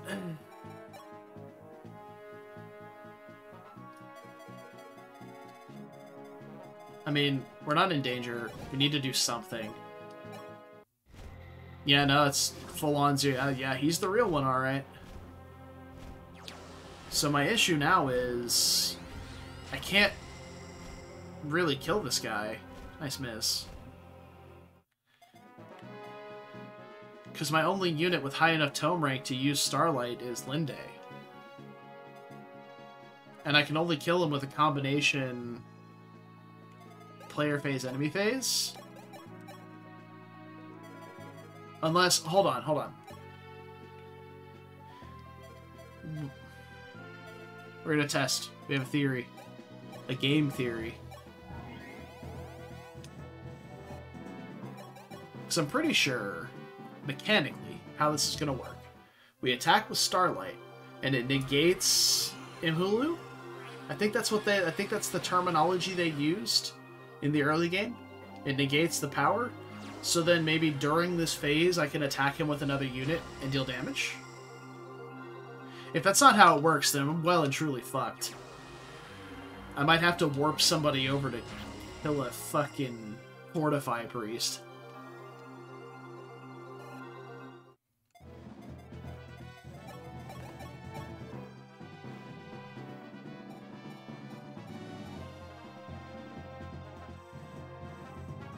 I hate how that's Xaxes.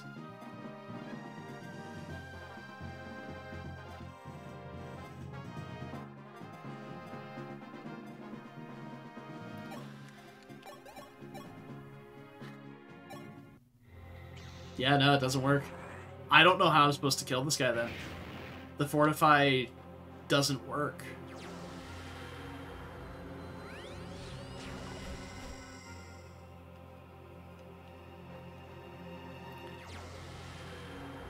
Or if it doesn't work through Fortify. I suppose none of my units die here.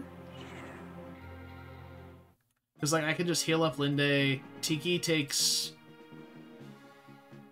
Even if her barrier fades down 6 damage per swing, and Sheeta gets hit for, like, 25. These guys aren't in range, I don't believe. Unless they are. Now... Shit, they are in range of Sheeta and Tiki.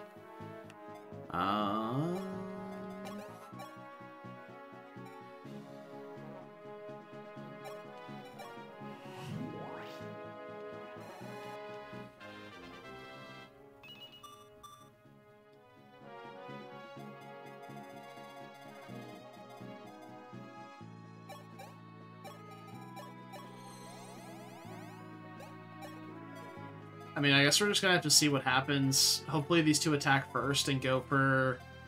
let me move Katria down and put Gordon up here, because he's much less dodgy, and hopefully they'll just attack first. That way they don't go for Sheeta. And this is 3 res and less HP and less avoid as well, so hopefully they'll go first. But if Gharnef moves first, then... Dude, I don't know.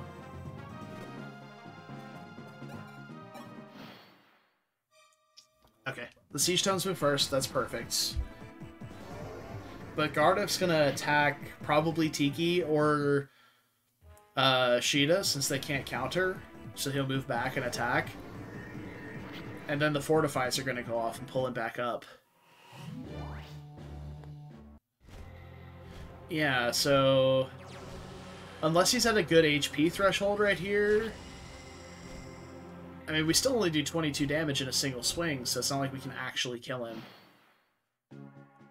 This is so annoying. How the fuck am I supposed to kill this guy?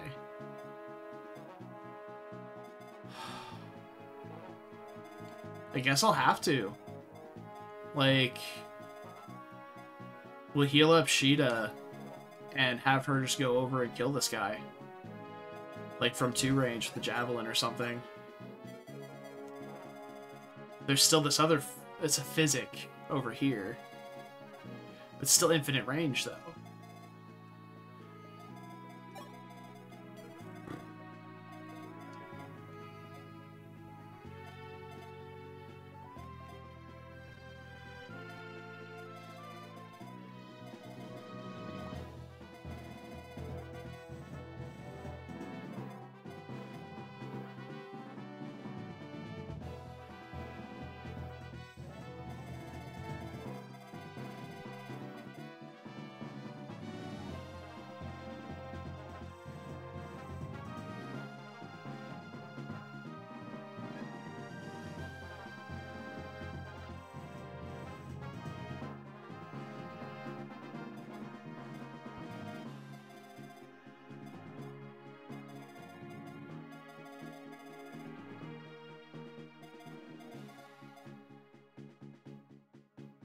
So, I mean, we are making progress through his health bar, to be fair.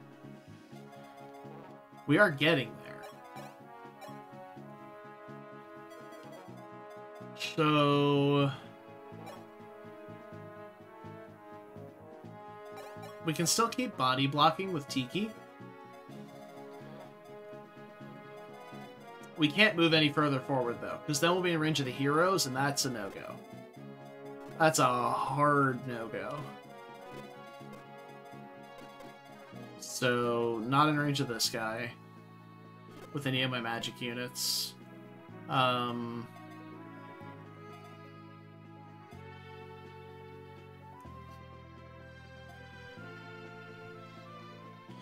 I guess we could put Tiki here to body block rather than Sheeta. Move Sheeta back. Attack with Linde. I wish I hadn't put that barrier in the convoy.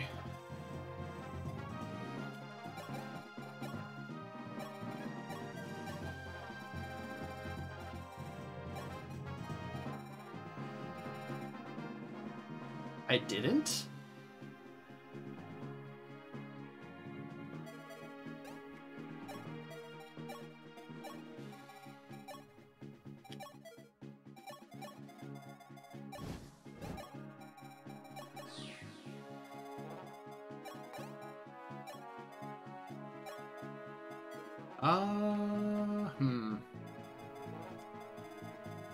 Well, I've just ensured that these guys are going to turn around and attack up here.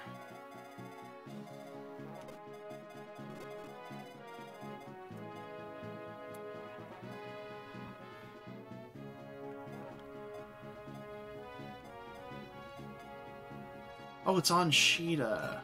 Okay. So we can give it to Maria. Maria can re-barrier Linde.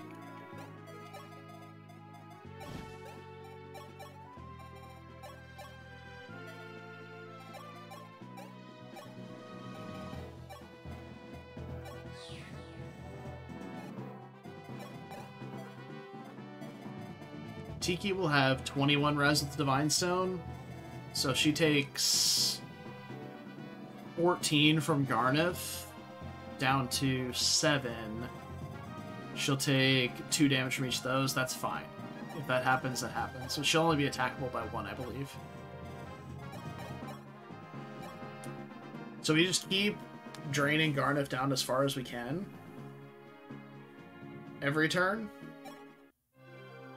Maybe get a cheeky crit. We haven't gotten the Savior Ogma 5% crit to trivialize the boss yet. Like we did with the first couple.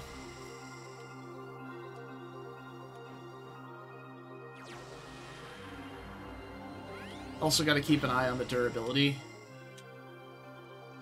With Starlight. This is not very durable. Yes, we have 6 hits left. That's fine. Probably Fortify here, yeah. How much HP does Fortify give? Does it say? Of course it doesn't. Why would it say?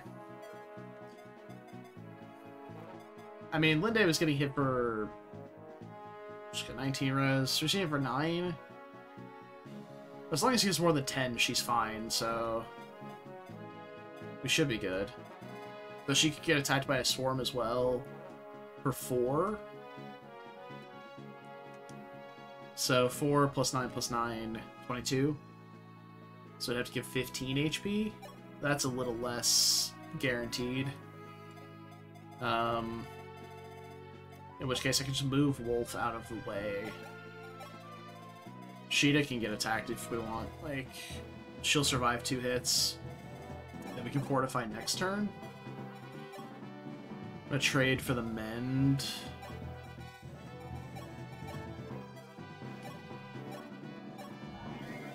Pick Linde all the way back up.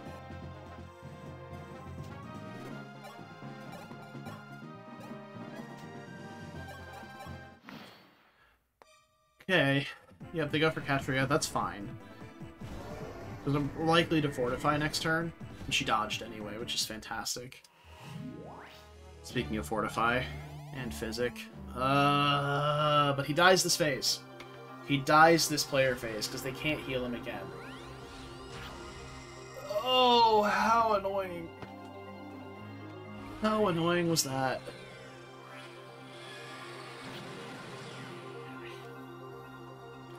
Just simply out DPS the healer's healing. That's the best way to do PvP, right? Unbelievable.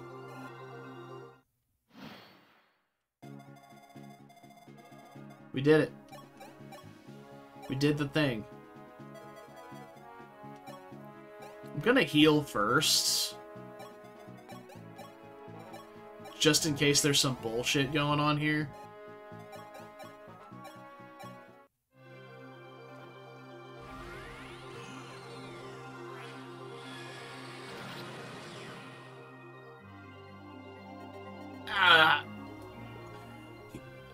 The fact that it took us like 7 rounds of combat for that makes this line fucking hilarious. Ah, what? Where did you get Starlight? Still, you are a fool. Your power is not enough to defeat Medius. I shall be waiting in the pits of the Inferno for when he sends you to join me. Ah, ha, ha, ha, ha. Yeah, whatever, loser. Get owned. Boom. She fast. We got Falchion. Let's warp it to Marth. Bang. Bada bing. Bada boom. Okay, now we have to actually fight stuff. So let's mend up Sheeta.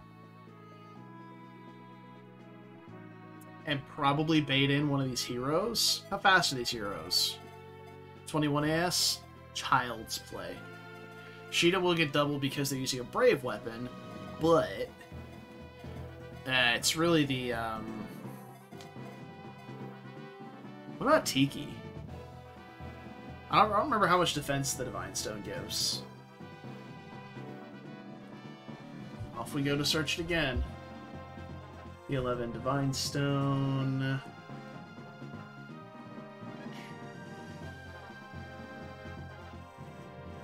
Shadow Dragon. 15 defense.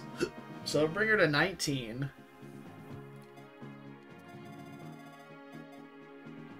But she gets quadded. Because they only give, it only gives plus 4 speed. So she'd only be at 11 speed. So she gets quadded for 7. That's a kill. That's a 1 round. So Tiki can't do it. Sedgar technically could, but he doesn't have a 1-range weapon because I stole his sword before I left. And he wouldn't really do much damage with it anyway. But Sedgar would be taking 20 damage out of 52. So he'd probably be fine. But then he'd get hit by these swarms. So definitely need to deal with these swarms. And I think my best bet for doing that is maybe just to warp Sheeta on top of one of the swarms and just dunk on him. The problem is that's in range of both heroes.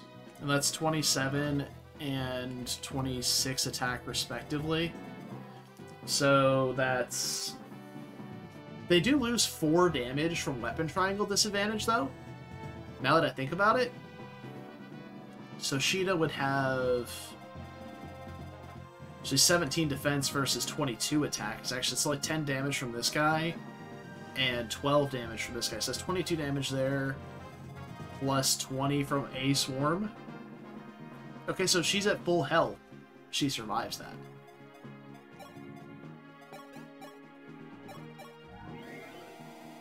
So let's get it rocking and rolling. We can get him next turn. And we don't even need to warp her. Honestly, she's got fucking 12 move.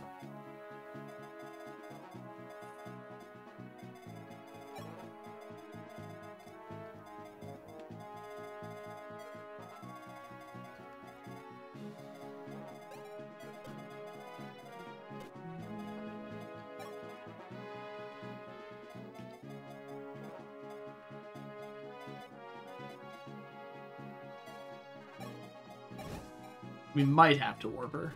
We'll see. Alright. We'll see where one of these guys lands. And meanwhile, we'll catch her up a little further as well.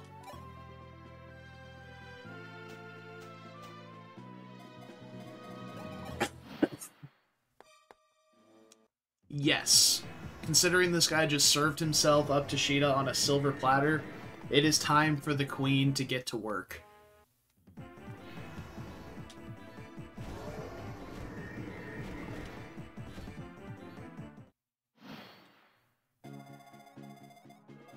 He just walked right up into Sheeta's range, and he's like, hey, by the way, does my face look like it's made of something that's extremely, extremely breakable?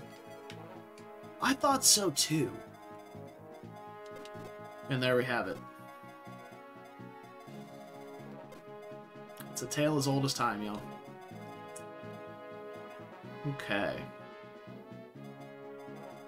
So let me test my math and make sure I was right about Sheeta's damage intake here. Yeah, she takes 5 instead of, like, 9.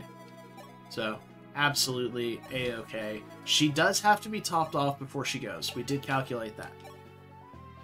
But we can fortify this turn as well. And that makes it significantly less scary to traverse.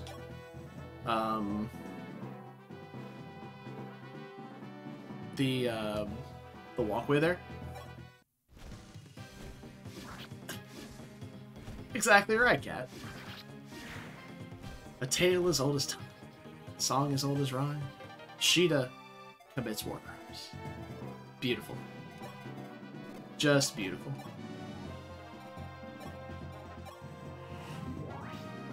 Okay. Go. So now we can pretty much just roll with everybody here. Doesn't matter. Except for Rickard. Poor Rickard.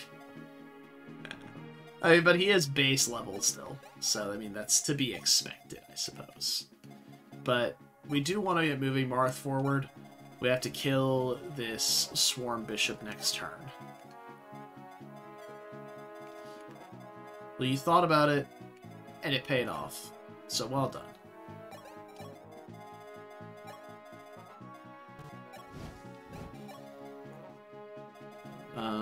We can't really move anybody else forward, though, so...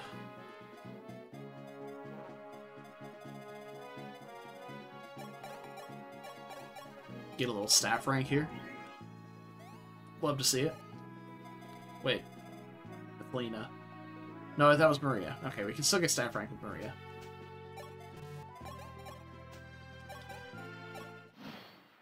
Alright, let's see what happens. Goes for... Yep, Wolf, expected. He has 2 whole reds. It's very exciting. Alright. Now, Sheeta's not going to kill either of these guys. Why do I say these things? It's like she's gonna prove me wrong.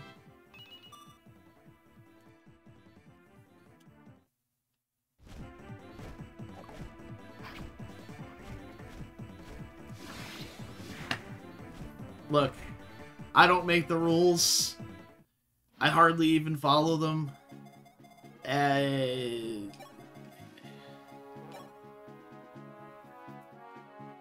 It just happens, okay? I don't know. I don't know what to tell you. Where's my other warp staff? Am I really only down to 2 warp uses?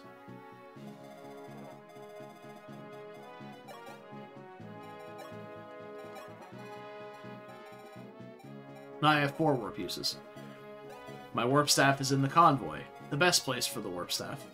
Like, I was thinking, okay, maybe I just end it this turn. Like, just fly over here, bonk this guy, and go. But...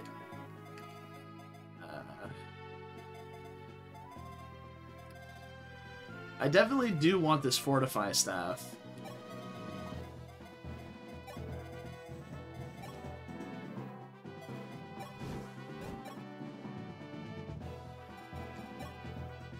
To be fair, Marth sits on his ass because he kind of has to.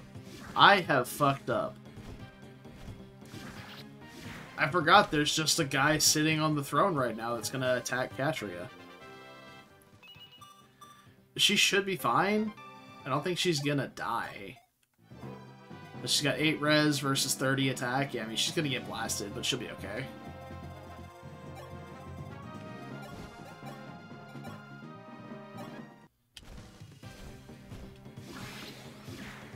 Sure.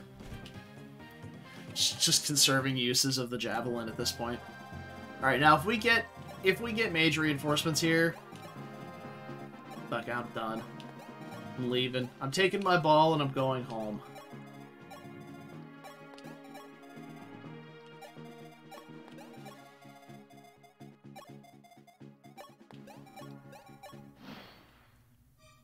Good. Oh, and if he had had that 1% crit, too. I also would have taken my ball and gone home.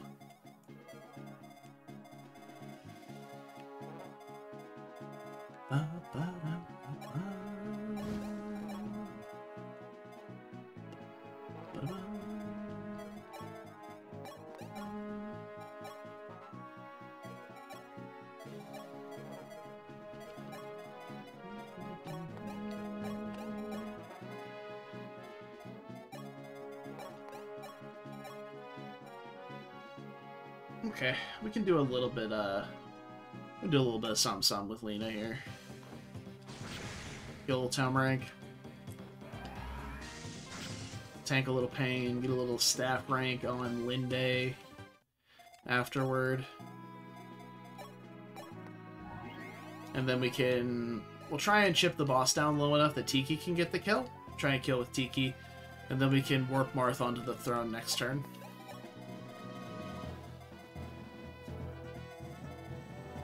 Yeah, I'm sure there will be some combination that gets us there.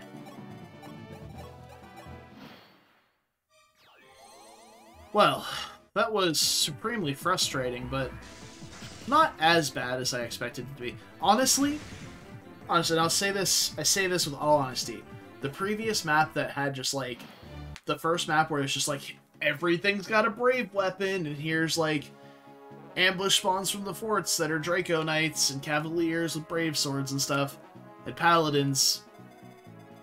This map was much more engaging than that map was. Because the only thing I was doing on that last map was checking enemy ranges and just watching Sedgar enemy phase the entire world. And then once I got bored of trying that strategy, when it obviously wasn't working, we just warp skipped it. Very, very bad map. And I'm glad that, as I said before, when the stream started, Tasty decided to remind me that the warp staff isn't just for warp strats. You can also just skip maps. So, there's that.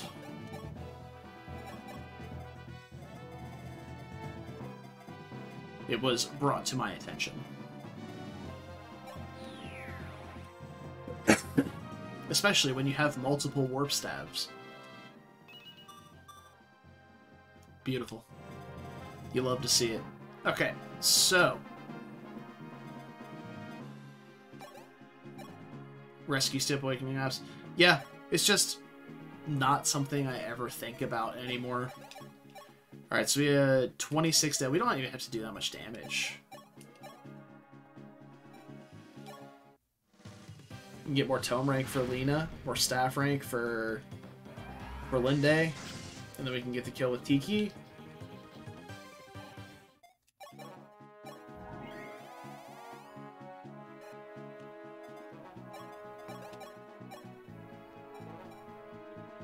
As long as we don't miss and then get crit.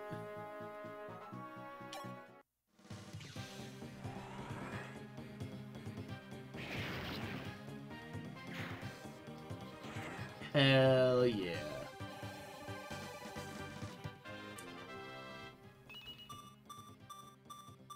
Ooh. She got magic. Yeah. Or I could use the warp staff.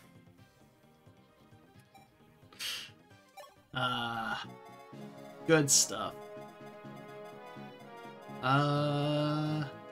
And just for good measure,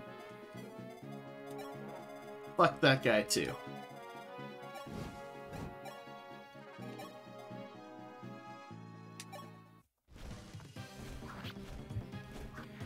Oops.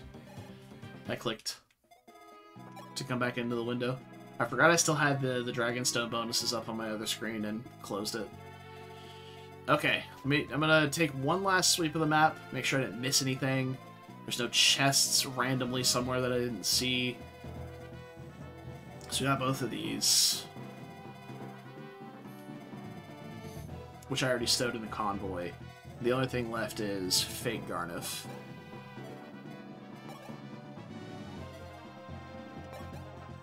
Interesting. Yeah, one would think you couldn't stand on this tile because it looks like a door. Oh well. We're done. We did it. Onward! Last. Gharnef is finished. Sire, we found Princess Elise up in the Tower of Thebes. She's on her way to see you right now. Ah, here she is. Hooray, Elise! Oh, Marth, look at you, a grown man. Sister, I was so worried. None had seen you since the castle fell. I feared the worst. And I was prepared for the worst. If that was what it took to ensure your safety. But they did not kill me. Gharnef spared my life. Why would he spare you? Marth, have you heard of the Staff of Alm? The staff that brings back the dead. It was lost to the world long ago, or so the legend goes. Yes, but Gharnef found it in the Resurrectory. Wow. I will take horrendously on-the-nose names for 500, Alex. The Resurrectory? What was it doing in a temple in the middle of Dolar?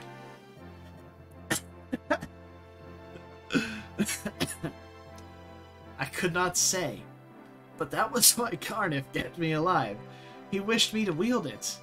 The Staff of Alm's power can only be channeled by women of royal blood. Marth, you are going to Dolar, are you not? Yes. I must settle things with Medius. Then take me to the Resurrectory. I'm sorry. I just can't. It's so bad. Along the way to claim the staff. Alm works but once, but I will use it to revive a lost comrade. It's just so bad. Oh my god. Yo, catch me at the Resurrectory.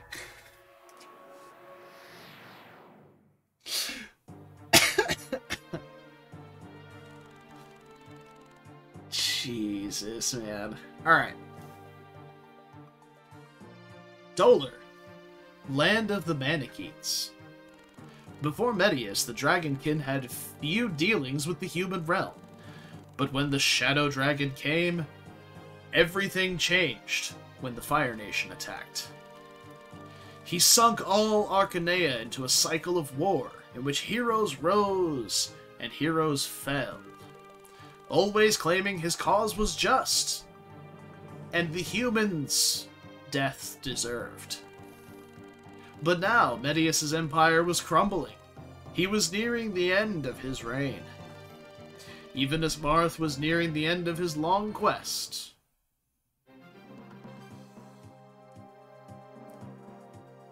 That didn't feel like the end of a sentence, or the end of a paragraph. But alright, let's see what we got here. Oh, dear lord, that's a lot of Manichees.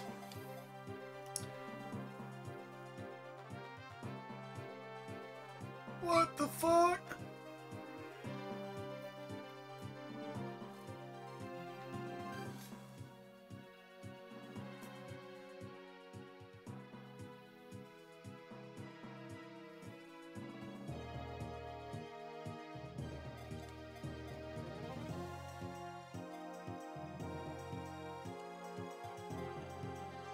It's a lot of Manichees.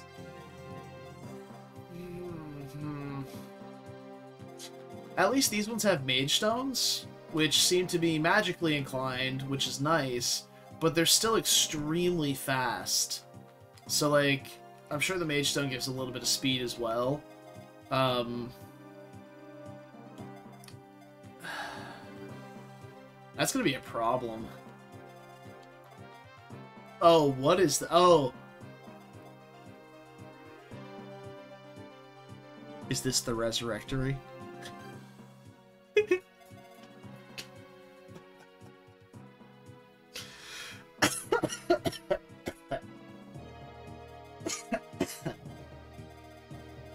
I have to imagine that this is the Alm staff in here.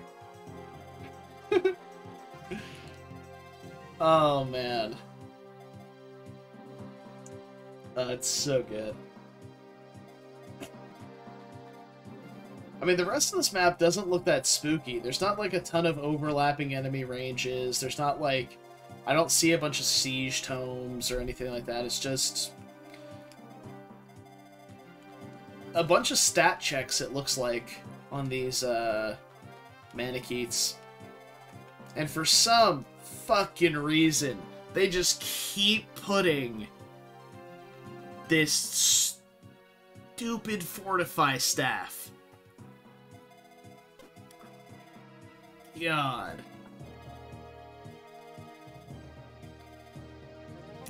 Unbelievable. Alright, let's see who we get to bring. Oh, we actually have quite a few units we get to bring this time.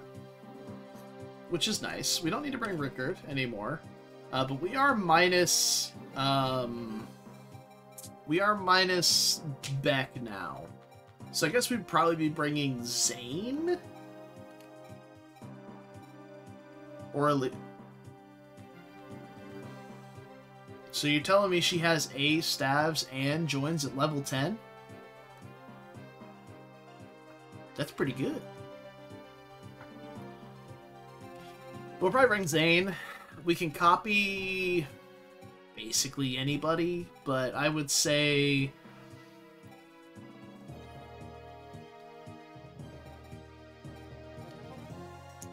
probably Sedgar or Wolf. Here's my conundrum here. Nobody survives a round of combat with those Manicheets. The Firestone Manicheets at 1 range. I think maybe Sheeta and Katria would because they don't get doubled. Because the Firestone gives +4 speed. So they'd be at 24. But like even if I have... well, I suppose Wolf... Sedgar would, and I guess Wolf would too, technically. He's only taking 13 per swing.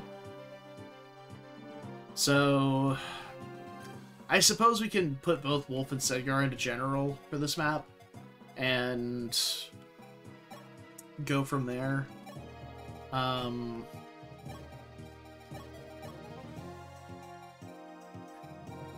This is me presuming we're going to bring S to this map, which is not super likely. Contemplating if I want to put that talisman that we just got on Lena or Linde. But I feel like Lena is probably the correct play here. And I saw what you said about fighting through the choke point in the Resurrectory, Jammin'. But I think if we play our cards right, this Mage Stone should crumple pretty easily. Should. Oh, a Forged Killer Axe?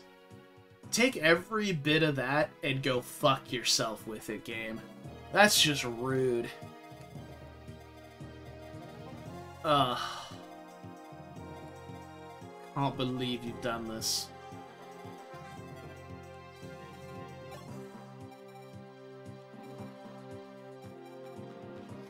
That's true. We die to the Killer Axe. We'll just get Resurrectoried.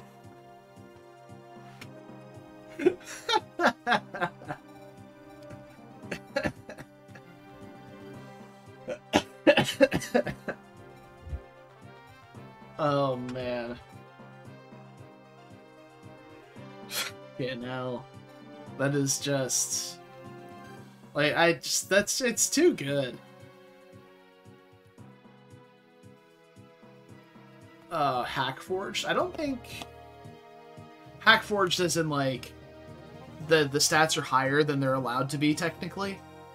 Because, I mean, eventually, it's either going to be, like, forges that would be exorbitantly expensive for you to make, that the enemies are wielding. Or everything would just have a forged brave weapon. So, yeah, this has a bunch of extra hit and a lot of extra might as well. But I don't think it's that bad. Especially because it does 0 damage to Sedgar in general.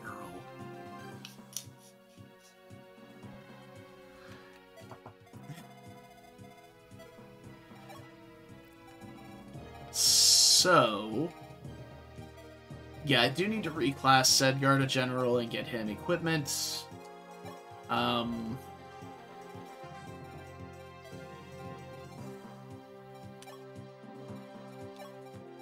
So let's dump probably that and that, and we'll bring Silver Lance, Javelin, and I need to bust out these Dragon Pikes too.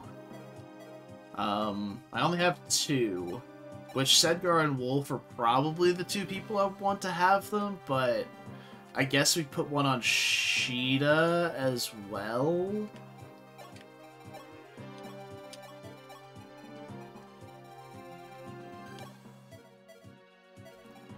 And we should probably forge one of them. I guess we'll forge Sedgar's for this map. Because if Sheeta... well, Sheeta's not going to double, but...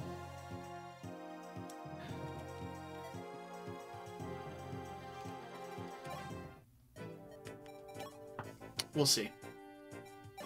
We're gonna forge this one. I don't really know what the sweet spot for forging one of these is gonna be, but I think 3 might is probably the play. We have a little bit of extra money. Because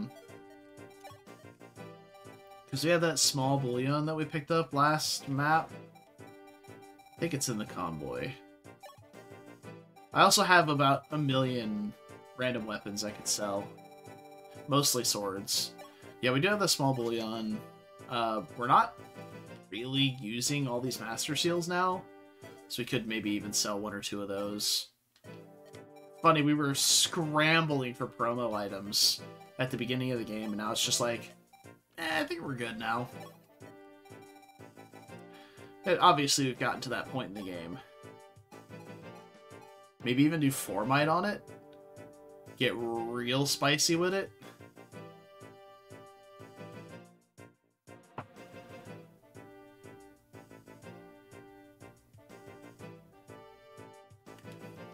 Yeah. Yeah, I mean... It's weird, though, because whenever it comes to most of the other FE games that I've played, it's like you're scrambling for your promo items, but for specific units, if you know what order you're getting your promotion items in, then you can plan for it. So it's like, I know I'm getting an Elysian Whip in this map, so I can be training, but I'm not getting a hero crest for a while, for example, so I can be training this Pegasus Knight, and then I get my Elysian Whip, perfect, she's ready for promo, go. Now I can start training my Myrmidon, or my Fighter, because I know in a few chapters after this, I'm going to be getting my Hero Crest. But in a game like this, where it's Master Seals, it's just like, we're going to forge this. I don't have a clever name for it either. But in a game like this, it's just like, okay, well, shit, I guess I just do whatever I want, and whoever's doing the best just gets promoted. It's like, that's why Sheeta got promoted so early and is broken as fuck. She's my first promo.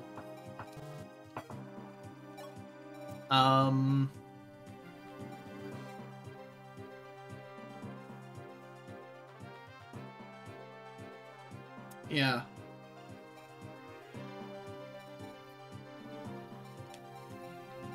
And it's not necessarily super detrimental to instantly promote in a game like Awakening, because second sealing is pretty common, and you're just going to go back down to level 1 and just be able to continue to accrue stats.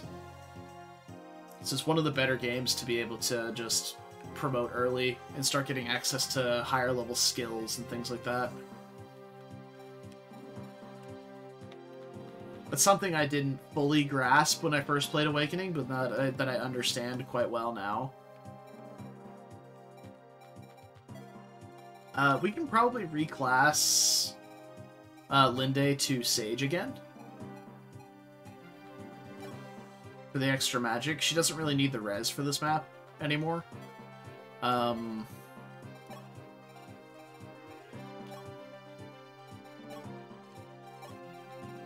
We stash that pure water and grab just Fire Tome, probably.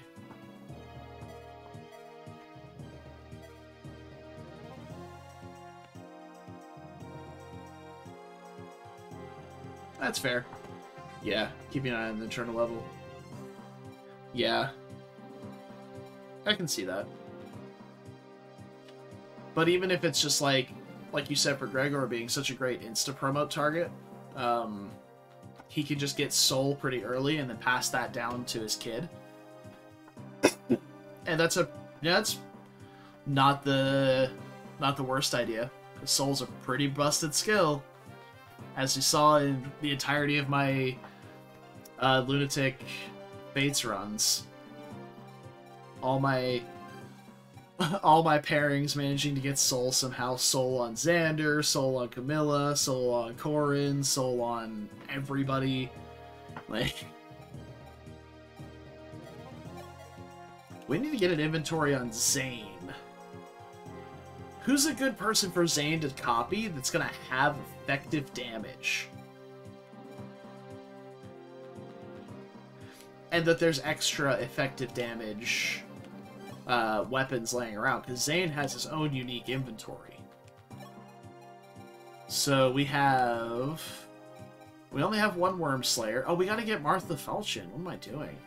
We only have one Worm Slayer. We don't have any extra with those. We don't have any dragon effective axes or bows, so no one really that good, honestly. Also, I really should put that board javelin on somebody. It's just sitting around gathering dust, and that was an expensive forge.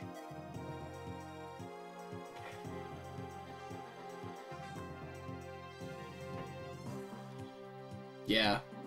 Yeah, I just loved Arms Thrift. Arms Thrift was such a busted skill. Like, even without mixing classes and stuff for it, just like Donald being broken, right? Arms Thrift Soul with like a weapon that can't break. You just forge it up ridiculously strong. And it never breaks. You get a luck tonic, it literally can't break. Like, this is dumb fun. I enjoyed it a lot. So Palla and Est are just going to be running errands mostly and chipping things when they can. Let me get the Worm Slayer here on Ogma. He's going to kind of just be chipping where he can too.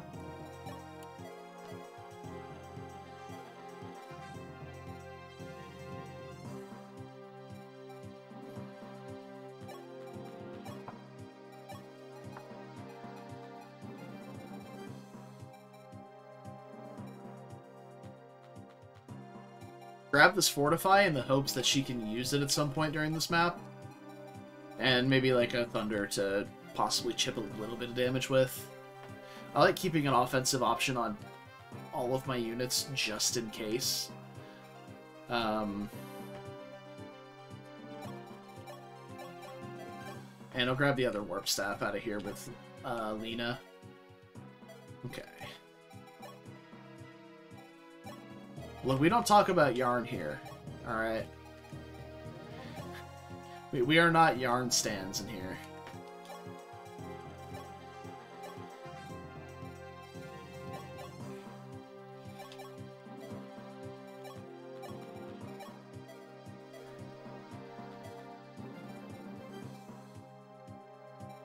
Yarn was one of those units that just made me cringe with like every one of his lines. Was not the biggest fan, we'll say. Killer Silver, okay.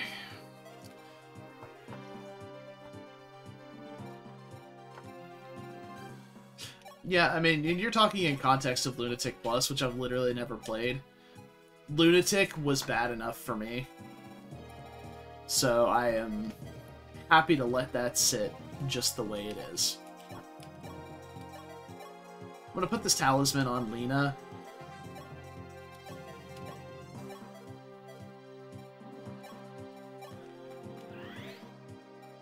Not for any specific purpose on this map. It's just... it's one of those stat boosters similar to like a giant shell. Giant shell. What the fuck am I talking about? It's literally only called that in 3 houses. Draco Shield.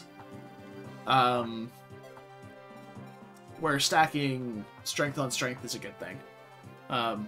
Versus where like a Speedwing Overkill Speed is a lot less valuable because it's basically just a void. If you're already doubling, and Overkill Strength is very similar because if they're dead, you're not going to make them dead any harder unless you're in the Resurrect.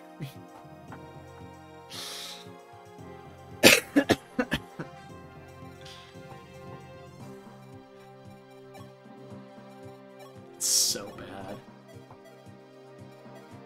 The Resurrectory.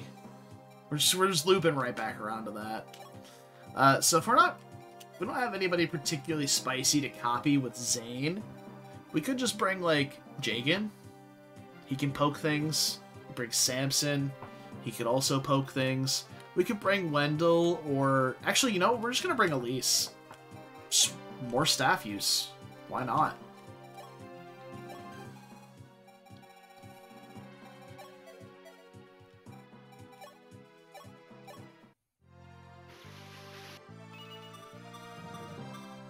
Beautiful. What a legend. Now she has 6 move. Alright. Heal, mend, recover. Don't need a door key. Don't really care for that. A Vuln and a Thunder. There you go. Alright. She's now officially ready to staff things with a staff. We could even reclass her to Sage, to be honest. Since she already has A staves. It would sacrifice a bit of her staff rank to give her a bit of tome rank.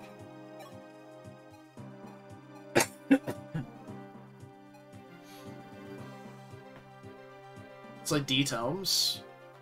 And a little bit of extra magic too. Same move speed. I don't mind it, honestly.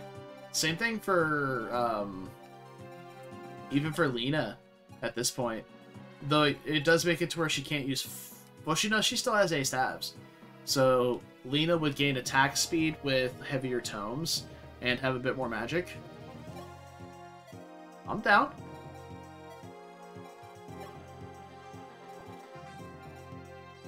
Maria's gonna stay here because we're trying to get to Fortify rank this map. Not for any, like, huge particular reason. And actually, that might not even be the best idea, because her healing is kind of lacking here. Though, the barrier will be quite nice against the Mage Stone Manicheets. We're not. This is one of those maps that we're just gonna have to be really cautious about. Just really, really cautious about who's pulling what. We gotta check Fire Stones versus Mage Stones. Yeah, it's just gonna be. It's gonna be a good time. It's gonna be a good old-fashioned tussle.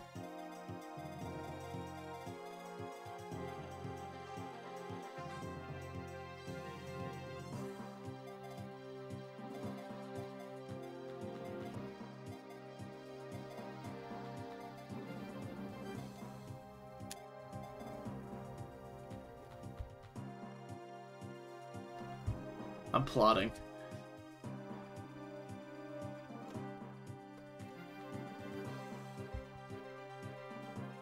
Don't mind me.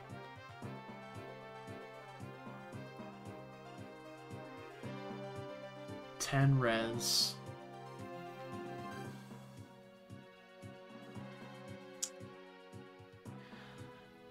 So, I mean, if these guys start aggressively moving at any point, right? I could just warp Linde here. Just kill the boss. Because, I mean, with Aura, he's got 19 res with the Mage Stone activated. With Aura...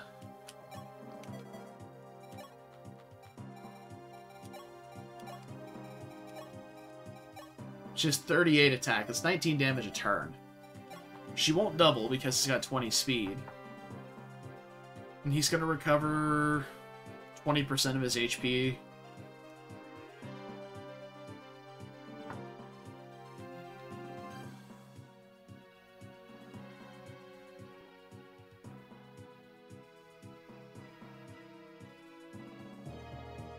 Well, it's actually quite a lot.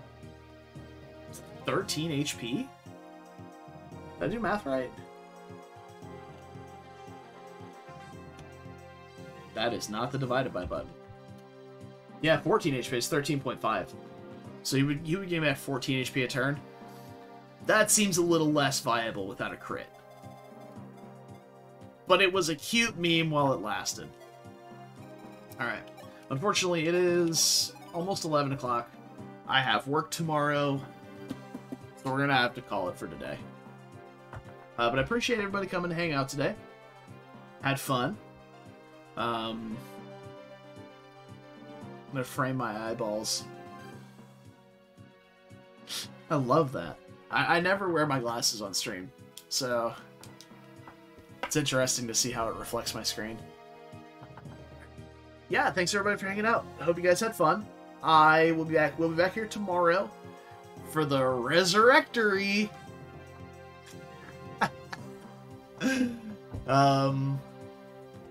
And then Thursday for whatever's after that, probably. And yeah, that's it. It's so good. Like, it's one of those things that's so bad that it's just wrapped all the way back around to just being good because it's hilarious. Like, that's the Resurrectory. Like, just, it's a solid 5 out of 7. It's not a 10 out of 10, but it's a fantastic meme. It's just a 5 out of 7. Beautiful. Anyway, hope you guys enjoyed. Have a great hump day. Wednesday tomorrow. Hopefully we'll see you again tomorrow night. But until then, actually, let me see. Is anybody streaming right now? Ah, it's so bright.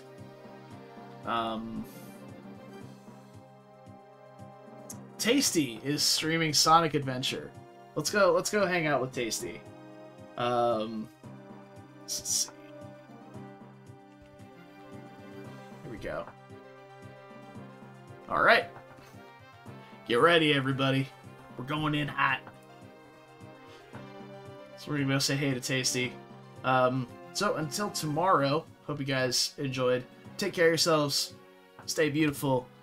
And don't do anything I wouldn't do. Also, I'm obliged to tell you this channel that we're rating is intended for mature audiences.